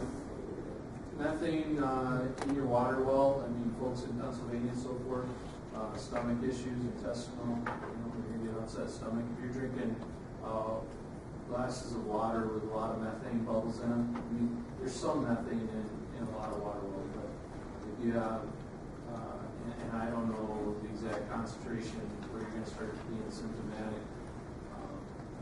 I can give you some information. How would that differ from hydrogen sulfide, symptom-wise? Well, hydrogen sulfide is usually a small percentage in natural gas. So out of natural gas, I'm just saying natural gas can have a small component, like 1% H2S would be quite high, hydrogen sulfide. So what I'm saying is you're just not going to get the hydrogen sulfide hydrate by itself. It's a component of natural gas. So the methane will be, I would say, unless it's like one of these other biogenic sources where, like the rotten egg that's coming off from the sulfur smell in like a swampy aquifer. Yeah, I think you really got to evaluate the most likely sources of these aesthetic problems with your water are probably more natural. You've got the sulfates, iron, different naturally occurring things in the water. And your health department could speak to regional concerns there. So I would go, if you had a concern, I would talk to your local health department and pay for a little bit of testing, and then that could start a cycle of investigation to try and learn a little bit more about it, whether it's natural or whether there's a different source. And if you'd like to talk to Aaron from our department before you leave tonight, he can get you the contact information for the health department. We're going to do one more question since we're at 1:45, and you are the last one, sir. Thank you. One question has to do with what Jason had touched on and kind of that balance of where your weights and kind of priorities lie and balancing what the efficiency of extraction of the mineral in the ground, in this case oil and gas, compared to what those impacts will be for local communities, health, environment, and local economies. So kind of questions, same question, kind of phrasing differently for Adam and Amy.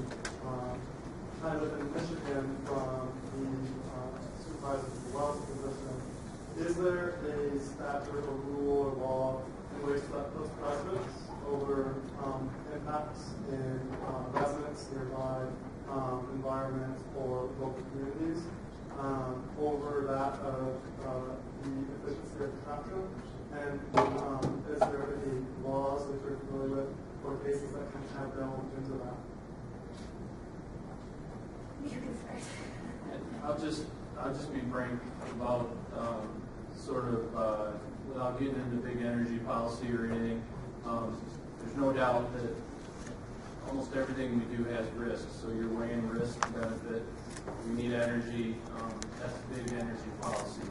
Having said that, like the Office of Oil, Gas, and Minerals, people have the right to develop their mineral wells. That's pretty paramount and the highest state of property. The statute set up if you can't extract it, so you have a high rate to do that. If you can't do that in an environmentally friendly way, then we're required to deny that permit. So the state standpoint is we have a very robust set of regulations that we continually review and update to mitigate that risk and avoid those impacts.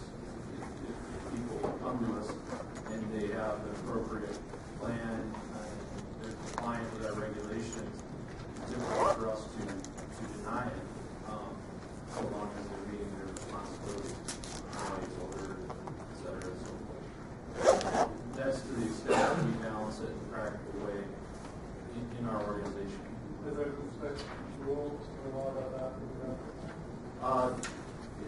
statute, the references to waste certainly is, and then, Part 201, the permitting, and thou shalt not issue a permit, which impact public health and safety for the environment. Outside of that, as I mentioned, if you're not happy with the response of the regulatory authority, then obviously you can always start a lawsuit. And I think probably that the Nestle case that I had up there deals with similar issues with water use and established this balancing factor test. But like I said, those kinds of tests aren't easy to apply across the board because they're meant to be a case-by-case basis, taking into account the specific facts and circumstances of each case. But that's the case that I would point to that kind of talks about the kinds of factors that a court is going to consider when they determine whether or not a water use is going to be allowed based on the pros and cons. Thank you.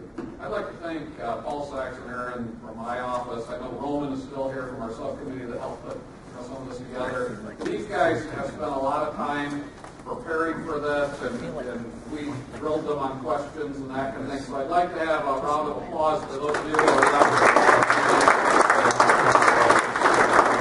and thank all of you for coming out. Again, if you need Michigan State credit for this, please see Aaron, and we'll hope to see you at the next forum.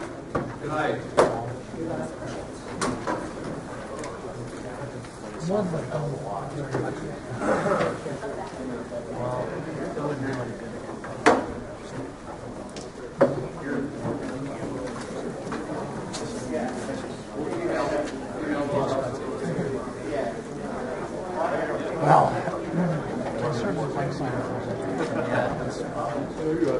so we'll just wrap it up.